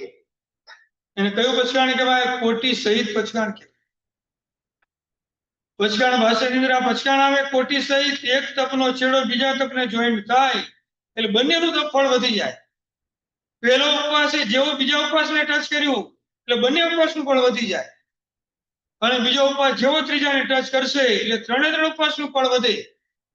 આ ચેનલ છે આખી. જે તપનો છેડો બીજા તપને જોઈન્ટ થાય એટલે બંને તપનું પણ વધે. સાંજે ચોવિયાર અને તિવિયાર એ પણ તપ કહેવાય. સવારના નવકારસી એ પણ તપ કહેવાય. એ બંને જણા જોઈન્ટ થાય એટલે બંનેનું ફળ વધે. કોઈ ચોવિયાર અને તિવિયાર કર્યા પણ નવકારસી ના કરી શક્યા, સૂર્યોદય પછી નવકારસી સુધી ના રહી શક્યા અને તરત વાપરી લીધું, તો એને તિવિયાર અને ચોવિયારનું પરિપૂર્ણ ફળ ના મળે. એ ખોટી શીખ પચકાણમાં ન જાય. એટલે આપણને કીધું કે આવી આલોચના જયારે પણ લેવાની આવે, પ્રસન્નચંદ્ર રાજર્ષિ આખા રાજ્યનો ત્યાગ કરીને, ચારિત્ર ગ્રહણ કરીને જલ્દી મોક્ષ મળે એના પુરુષાર્થ માટે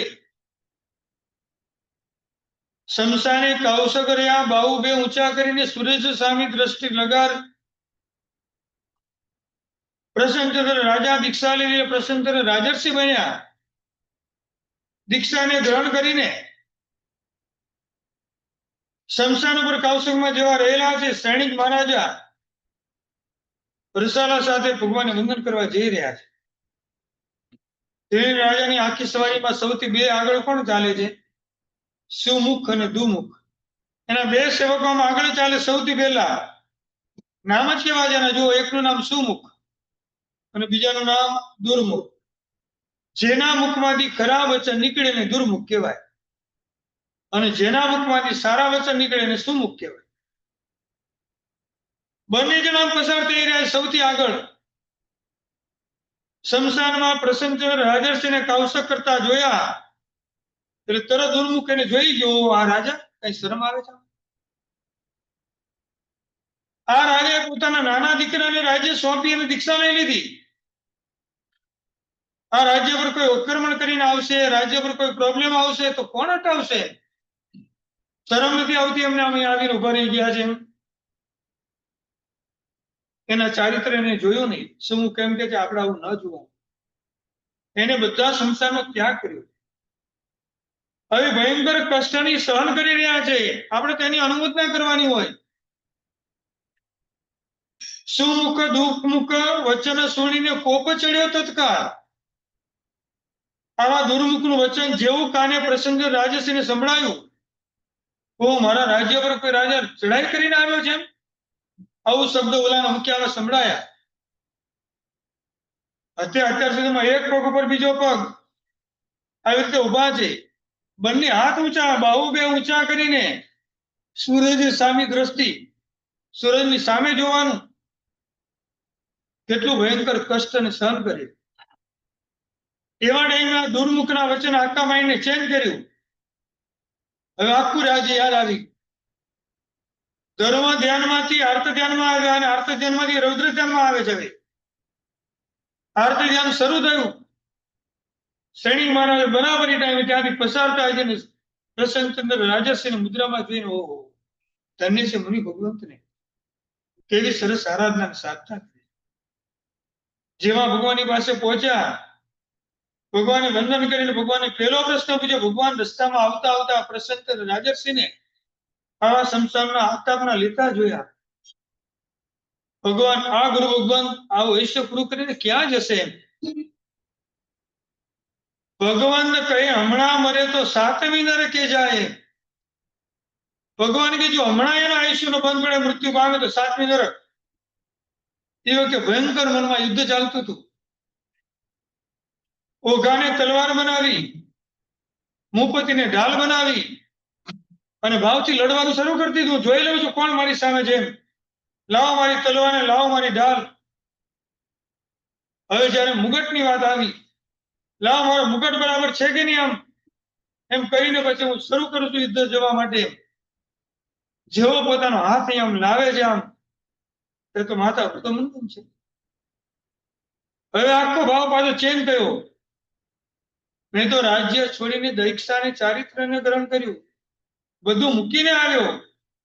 હવે આવો ભાવ મને શા માટે આવે?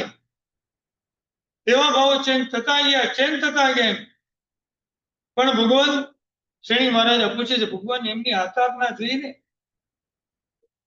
શું આ રાજા છે રાજર્ષિ નરકમાં જાય એમ?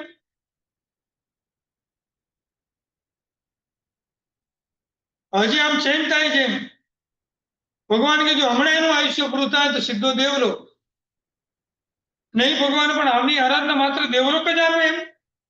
ક્ષણ એક આંતરે પૂછ્યું સર્વાર્થ સિદ્ધ વિમાન. ત્યારે ભગવાન એમ કીધું જો અત્યારે હમણાં મૃત્યુ પામે તો સીધું અનુતરવાસે દેવ. વાગી દેવની દુંદુભી ઋષિ પામ્યા કેવળ જ્ઞાન. હજી બીજો પ્રશ્ન આગળ કરવા જાય, જેવો આ ત્યાં ટચ થયો ને એવી ક્ષમાપના અંદરથી માગી, એવી આલોચના કરી પાપની. રસચંદ્ર રાજર્ષિ ક્ષણની અંદર સીધા કેવળીને પ્રાપ્ત થયા. ક્ષણે કાંતરે પૂછ્યું સર્વાન સિદ્ધ વિમાન, વાગી દેવની દુંદુભી ઋષિ પામ્યા કેવળ જ્ઞાન. દેવોએ દેવની દુંદુભી વગાડી. આ સૌથી મહત્વનો આલોચનાનો પ્રભાવ છે. આવી આલોચના જેટલી થાય એટલી આપણે પોતે કરી લેવી જોવે. શ્રાવક જીવન મળ્યું. શ્રાવક તું ઉઠે પ્રભાત, ચાર ઘડી લે પાછલી રાત, મનમાં સમરે શ્રી નવકાર, જેમ પામે ભવ સાયર પાર. શ્રાવકર્ણીની સજ્જાઈની પહેલી ગાથામાં લખ્યું શ્રાવકે કેટલા વાગે ઉઠવાનું? સૂર્યોદયના 96 મિનિટ પહેલા આપણે ઉઠવાનું કીધું છે, 96 મિનિટ પહેલા. શ્રાવક તું ઉઠે પ્રભાત, ચાર ઘડી લે પાછલી રાત, એક ઘડી લે 24 મિનિટ, એવી ચાર ઘડી રાત્રિની બાકી હોય ત્યારે આપણે ઉઠવાનું છે.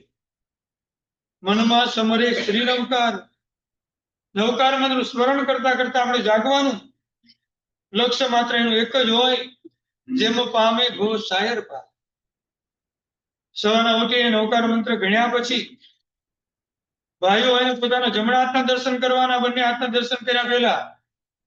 બહેનોએ પોતાના ડાબા હાથના દર્શન કરવાના, પછી બંને હાથને ભેગા કરવાના. 24 પરમાત્માને યાદ કરી નવકાર મંત્ર ગણીને બેડમાંથી જેવું બહાર આવવાનું હોય ત્યારે આપણો હાથ છે એમ લાવવાનો. આપણી જે નાસિકા ચાલે એ પગ સૌથી પહેલો બહાર આવવો જોઈએ. શ્રાદ્ધ વિધિ પ્રકરણની અંદર આપણો જન્મ થયા પછી આપણું મૃત્યુ ન થાય ત્યાં સુધીની બધી વિધિ આપણે આની અંદર બતાવી. આ બધી પ્રક્રિયા શા માટે કરવાની? અપમંગલ ઘટનાઓ આપણા જીવનમાં બનવાની હોય તેના પ્રભાવથી દૂર થઈ જાય. આ બધી મંગલ ક્રિયાઓ છે. જે નાસિકા ચાલે, સવારના ઉઠશો ત્યારે કોઈ પણ એક જ નાસિકા ચાલતી હશે અને કદાચ બે નાસિકા ચાલતી હોય તો ભૂસકો નથી મારવાનો. એકાદ મિનિટ ઉભા રહી જવાનું, તરત ચેન્જ થઈ જશે. એ પગ બહાર મૂકવાનો. આપણા ઘરમાં રહેલા પરમાત્માના દર્શન કરવાના, સારી ભાવના ભાવવાની. મનમાં સમરે શ્રી નવકાર, તેમાં પામે ભવ સાયર પાર. પણ વિચારવાનું, શ્રાવક તરીકેનું જીવન મળ્યું. શ્રાવક શબ્દના 3 અર્થ થાય. પરમાત્માના વચન ઉપર જે શ્રદ્ધા રાખે, જેનામાં વિનય અને વિવેક નામનો ગુણ ઉત્તમ કક્ષાનો હોય, પરમાત્માએ બતાવેલી બધી જ ક્રિયા ભલે ઓછી કરે પણ એ ભાવથી કરે, એને શ્રાવક કહેવાય. શ્રાવક તરીકે આપણે હશું કે નહીં આપણને ખબર નથી. જૈન શાસ્ત્રને તો આપણા સંઘમાં આપણો સમાવેશ કરી લીધો. આ શબ્દથી મારે શું પ્રાપ્ત કરવાનું છે સતત આપણા હૈયામાં હોવું જોઈએ.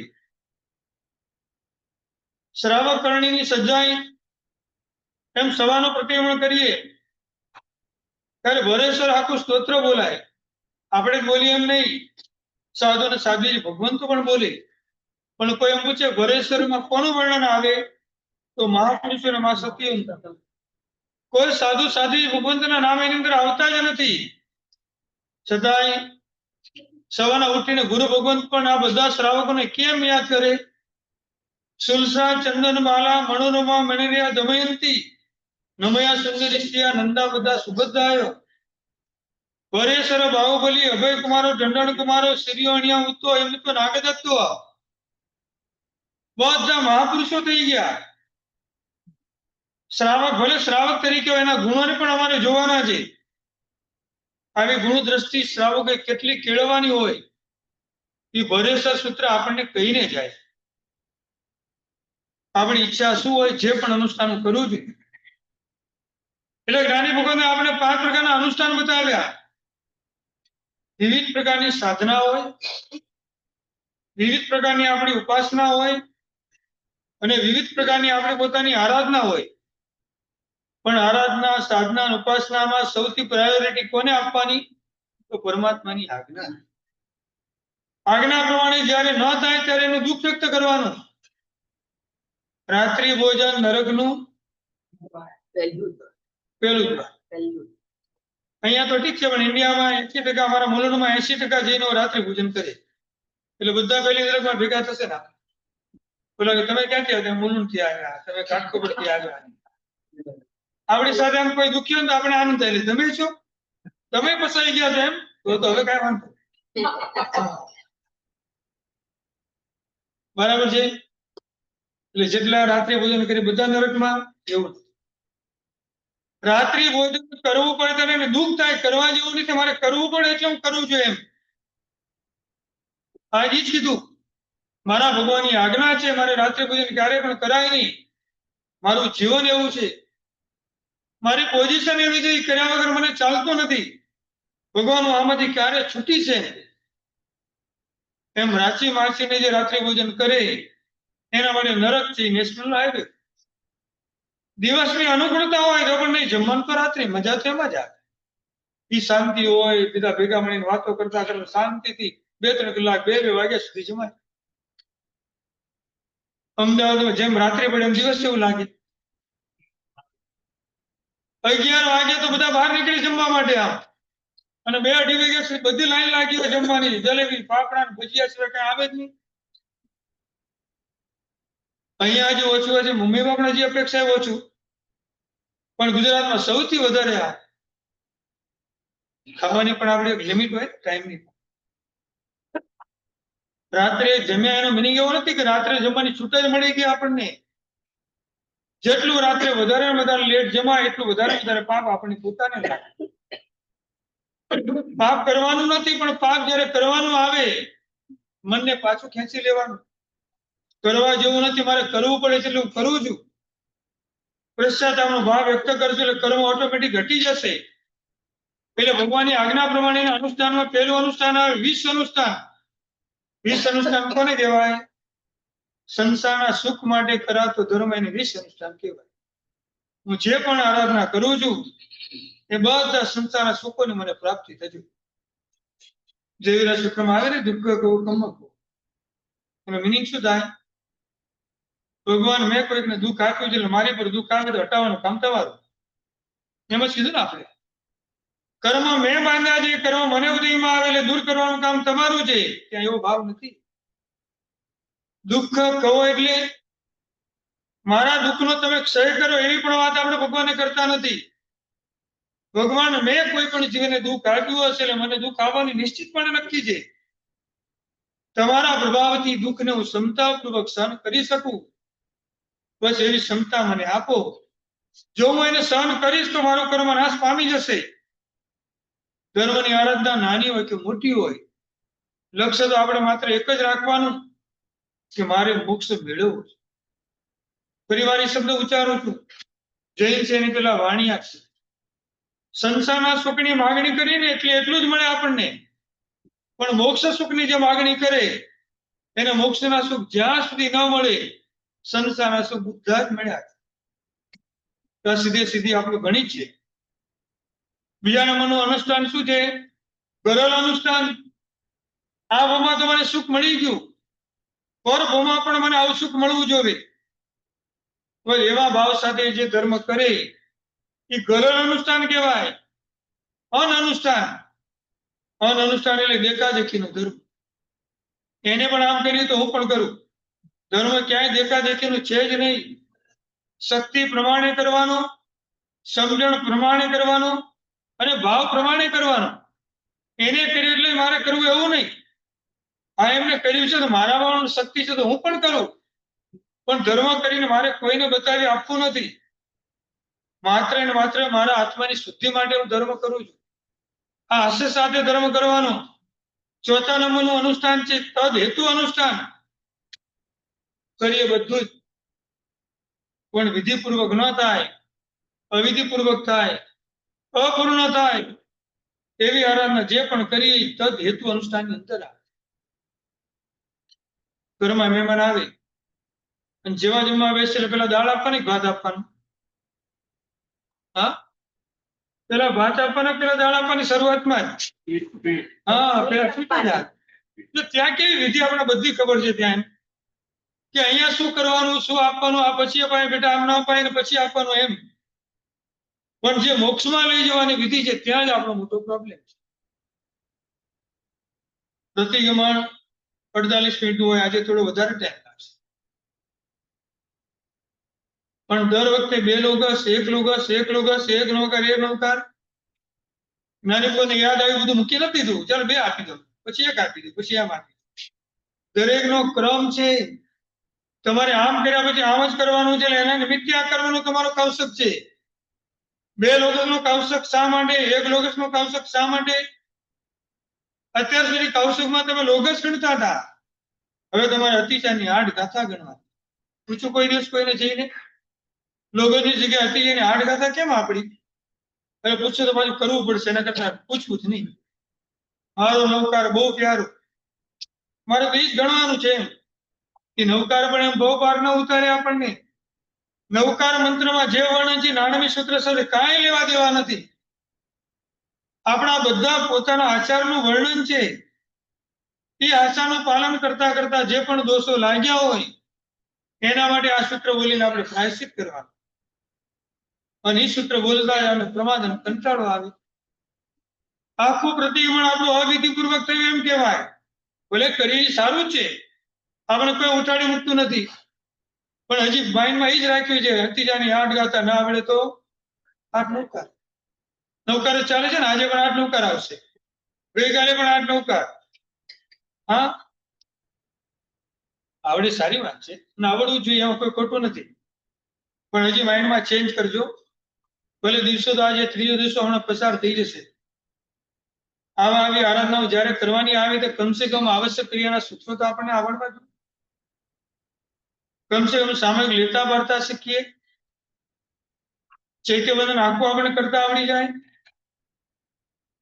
14 નું મોટું પ્રતિક્રમણ બુકમાં જોઈને કરીએ તો આપણે વિધિપૂર્વક થયું બનતું નથી.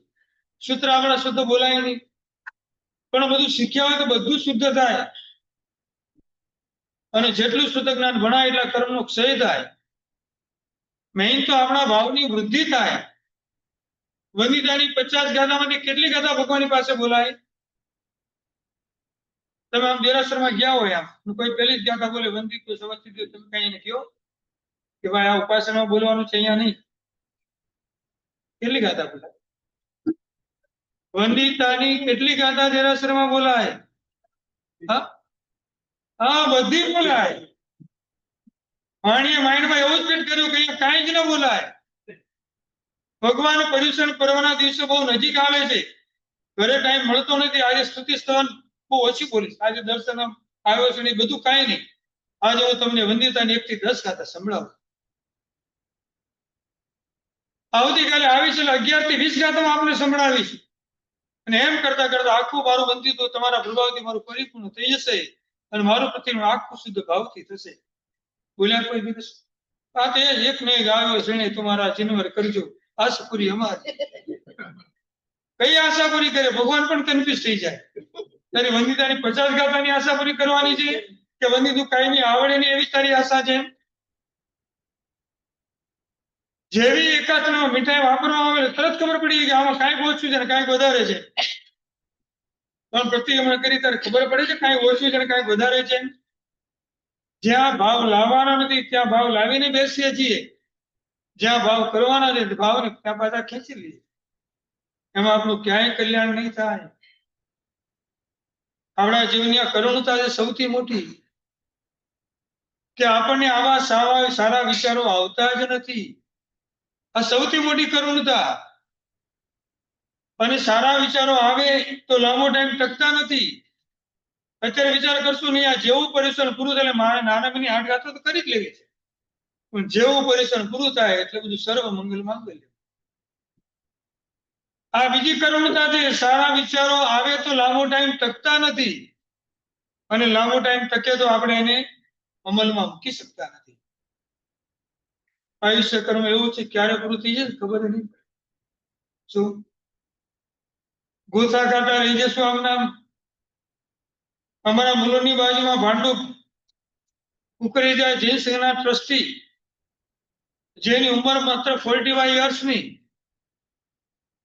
એવા પડચંદ કાયાવાળા પોતાની દીકરી સાસરે ગઈ હતી, આજે મળવા માટે આવીને રાત રોકાવાની છે. પોતે પોતાના ભાઈ દીકરો બધા ભેગા મળીને દીકરી ચારે સરસ મજાની વાતો રાતના 12-1 વાગ્યા સુધી કરી. કારણ કે મારે સવારે ઉઠીને પાછું 7 વાગે જવાનું, અને તું પણ ચાલી જઈશ. જેવા 1:30 વાગે પોતાના બેડની અંદર સુવા માટે ગયા, સુઈ ગયા 2 વાગે. સવારના ઉઠવાનો ક્રમ સવારના 6 વાગ્યાનો. 7 વાગ્યા સુધી ઉઠ્યા નહીં, 7:30 સુધી ઉઠ્યા નહીં. ઉઠાણવા ગયા એમના શ્રાવિકા, અને જોયું તો આયુષ્ય કર્મ પૂરું થઈ ગયું. કોઈ બીમારી વખતે હતી નહીં. આયુષ્ય કર્મ મારો ટાઈમ પીરિયડ પૂરો થાય છે, તમે ગમે એટલી ડિમાન્ડ કરો, હું તમને રાખી શકું એમ છું. ઊંચા દે મંદિર માળિયા, સોડો વાળીને સુતો, કાઢો રે કાઢો, અને સૌ કહે જાણે જન્મ્યો જ નથી. આ પરિસ્થિતિ છે આપણે. આયુષ્ય કર્મ છે ને આપણો આત્મા છે ત્યાં સુધી બધું બરાબર છે. જેવો આત્મા નીકળ્યો એટલે અડધી કલાકે કોઈ આને રાખવા માટે તૈયાર નથી. ઇન્ડિયામાં ગુરુ ભગવાનની પાસે ભગવાન હોય, આ એરિયા આમ ખોલીને નીકળીએ ને એટલે અંદર શું નીકળે? બેન્દ્ર જીવોનું ક્લેવર હોય આ એરિયા. એમ જેની સ્થાપના ગુરુ ભગવાન તે કરી, ભગવાન બની ગયા, આપણા માટે પૂજનીય બની ગયા. આપણે આમ ઘરના વ્યક્તિને કહી શકીએ કે મારું મૃત્યુ થાય એટલે 5 અંગળીમાંથી 1 અંગળી કાઢી કલર કરી જરા શોમાં રાખજો કરી? હા, એવું ના કહી શકીએ આપણે. તમે મને બધા બહુ ગમો છો, હું પણ તમને ગમું છું, મારી યાદગીરી ફોટો અહીં રાખો તો ચાલશે. આમાંથી એકાદ અંગ કટ કરીને સરસ મજાનું કેમિકલ વગેરે ભરીને કલર કરીને શોપીસ તરીકે શોકેસમાં મૂકજો. મૂકે કોઈ? જોઈ જોઈને ડરે. મૂક્યો હોય ને જોઈ જોઈને ડરે. આ આપણા શરીરની વેલ્યુ છે આટલી. એમ સ્વાર્થના સૌ સંબંધો જે સમજીને ચાલજો. પુણ્ય કર્મ છે ત્યાં સુધી બધું બરાબર. જેવું પુણ્ય કર્મ પરવાર્યું એટલે બધા આપણી સાથે અલગ થઈ જવાના. યુવાન લંડન થી મુંબઈ આવ્યો, જેવી લંડન ની ફ્લાઇટ પકડી અને મિત્રને ફોન કર્યો, મારે અમદાવાદ જવાનું છે પણ તારા ઘરે રોકાવાનું છે, જેવો જમીન સવારે નીકળી જશે. પેલો યુવાન છે એના પત્નીથી બહુ ડરે. ઘરમાં 2 જ માણસ રહે, કોઈ દિવસ કોઈને ઘરમાં લાવો ને પેલી રજા લે. બોલા તો લંડન થી ફોન કરીને ફોન મૂકી દીધો. હવે સીધો ડાયરેક્ટ ઘરે આવવાનો છે. આ ભાઈ તો ઘરે રાતના પહોંચ્યા અને કીધું, જો અત્યાર સુધી મારી એક વિનંતી છે, તારે માન્ય રાખ. તું કઈ બધું કામ કરવા તૈયાર છું, પણ આવતીકાલે મારા મિત્ર આપણા ઘરે જમવા માટે આવવાનું છે, તો એને જરા સાચવી લેજે. બોલે અડધી કલાક વિચાર કર્યા પછી એને આપ્યો, આજે કાંઈ વાંધો, પણ જો એક જ દિવસ માટે વારંવાર કોઈને લાવવાનું નહીં. અને પાછું છેલ્લે એમ ખુશ થઈ ગયા, ચાલો આપણી ડિમાન્ડ તો પૂરી થઈ, પછી થોડી વધારે મૂકી. હવે કાલે મહેમાન મારો મિત્ર ઘરે આવે, મારી કંઈક આબરૂ રહે ને એના માટે કંઈક માગું તો આપજે. ભાઈ નેપકિન આપો, પાણી આપો, ટુવાલ આપો, કંઈક કહું તો આપજે. એટલે પછી એને કન્ડિશન કરી 50 સુધી માંગવા. જે એનાથી લિમિટ થી આગળ ગયા એટલે પૂરું થઈ ગયું. એમ ઓલા કે એક જ ટાઈમ આપણે જમાડવાનું છે, 50 થી વધારે શું માગશું આપણે? એમ કાંઈ વાંધો નહીં. સવારે ઓલા આવી ગયા, ક્યારે માગણી કરી હતી, એક એક ડિમાન્ડ પોતે શરૂ કરતા, એનું અંદર બધું જ ગણાય, 2, 3, 4, 5. જમવા બેસી ગયા, જમવાનું શરૂ થયું, બોલતા જ ગયા આપજો, અંદર ગણાય 45, 46, 47. ભાત અને દાળ આપ્યા પછી કીધું થોડી દાળ વધારે હોય તો લાવજો ને. 50 પૂરા થઈ ગયા હતા. ઓલા બેન વેલો લઈને સીધા વાર આવ્યા. એમ ઓલા ભાઈ ને કીધું ક્યારના કલાકથી મારા ઘરે ખાખા જ કરો છો, ખાવતરા છો, કઈ તો લિમિટ તમારી હોય કે નહીં? એમ એવો ગુસ્સો ભયંકર આવી ગયો. બરાબર, જે હતું પૂરું કરી સીધા બિસ્તરા બદલાવી રવાના થઈ ગયા અમદાવાદ તરફ. આ દ્રષ્ટાંત આપણને એમ કહે છે પેલા યુવાનનું 50 નું જ પુણ્ય હતું, પુણ્ય પરવારે એટલે બાકીના બધા સાઈડમાં થઈ જવાના. પુણ્ય છે ત્યાં સુધી 5મું અનુષ્ઠાન, અમૃત અનુષ્ઠાન, બસ એક જ લક્ષ્ય રાખવાનું. શ્રાવક તરીકેનું જીવન છે. હું એકાસનો કરું, બ્યાસનો કરું, ચોર્યારે કરું, ત્રિયાય કરું, ઉપવાસ કરું, અષ્ટાય કરું, સામાયિક તરીકે પ્રતિક્રમણ કરું, માત્ર ને માત્ર મારા આત્માનું કલ્યાણ થવું જોઈએ. સૌને પરનું કલ્યાણ માટે આપણે ધર્મની આરાધના કરવાની. મારી આરાધનાથી મારો આત્મા સુખી થાય, મારો આત્મા મોક્ષમાં પહોંચે, તેમ બધા જ આત્મા આવા શાશ્વત સુખને પામે એવો ભાવ વ્યક્ત કરવાનો. વાર્ષિક 11 કર્તવ્ય. શ્રાવકના મનોરથ થોડો વિષય આપણે લીધો. સાંજનું આપણું પ્રવચન લગભગ 1 કલાકનું હશે. એમાં જે વિષય લેવાશે એ લેશું અને બાકીનો આને એડ કરી અને આપણે પૂરો કરવાનો પ્રયત્ન કરશું. પરમાત્મા કાંઈ પણ બોલાવ્યું હોય શાંતિ. કોઈને બચકાન લેવાનું બાકી છે? ઉપવાસ આંબેલ એકાદશી, કોઈને બચકાન? ઉપવાસ ઉપવાસ 24 અને 30 દિવસ ચરિમુજકા ચુવિંકારમ તિમિંકારમ સ્નમ પાણમ કાયમ પ્રેમ નિકમમ સહસ્રમ અદ્રાગરમ ત્યાગરમ પાણહાર પુરુષ સાત પુરુષ મુક્તિ ચરિમુજકાન તમ સહસ્રગરમ વચન કાલેનમ દિશામયનમ સવયનમ માત્રાગરમ સવિંતિન માનસ લેવિનવા લેવિનવા આચરણમાં બહુ લેવના સસિતન અસિતનમાં ઓછી એકાસનો કે વિગ્રહ કાંઈ પણ હોય તો વ્યાસનો પણ હાથ જોડજો. ઉગેશ્વરી પુરુષમ 60 પુરુષમ કીધું ચુવિંકારમ પાણમ કરતમ સહસ્રગરમ આયંગલમ વિગવજન તુમિલવાલમ કીધું સંસિપ્તેણમ ઉક્કિતવ્યેન પડુસમગ્ર ભાજનામણગમ માત્રાગરમ ત્યાગરમ વિગાસમ વ્યાસમ ગતિબિંબિહારમ પસડામ કાયમ તયમણ તમ સહસ્રમ ત્યાગરમ આઉટણ પ્રસારણ ગુરુપટાને પરિક્રમણીય ગણ માત્રાગરમ તુમિલ માનસ લેવિનવા લેવિનવા આચરણમાં બહુ લેવના સસિતન અસિતનમાં ઓછી. આજે 14 છે, જે આપ સૌને ખબર છે, એટલે થોડો ટાઈમિંગમાં ચેન્જીસ છે. સાંજનું પ્રતિક્રમણ 6 વાગે શરૂ થશે, 5:30 ના બદલે સાહેબે કીધું ને અડધો કલાકનો વિરામ ન દેવાય. 6 વાગે સાર પણ આવી જજો, કારણ કે પ્રતિક્રમણ થોડું લાંબુ રહેશે. અને સ્વાધ્યાય સાંજે 8:30 વાગે શરૂ થશે, 8:30 થી 9:30, 1 જ કલાકનો રહેશે સ્વાધ્યાય, કારણ કે પ્રતિક્રમણ થોડું લાંબુ રહેશે. સર્વમંગલ મંગલમ સર્વ કલ્યાણ કારણમ પ્રદાન સર્વ ધર્માણામ જયંતિ શાસનમ. બોલ શ્રી મહાવિષ્ણુ ભગવાન કી જય.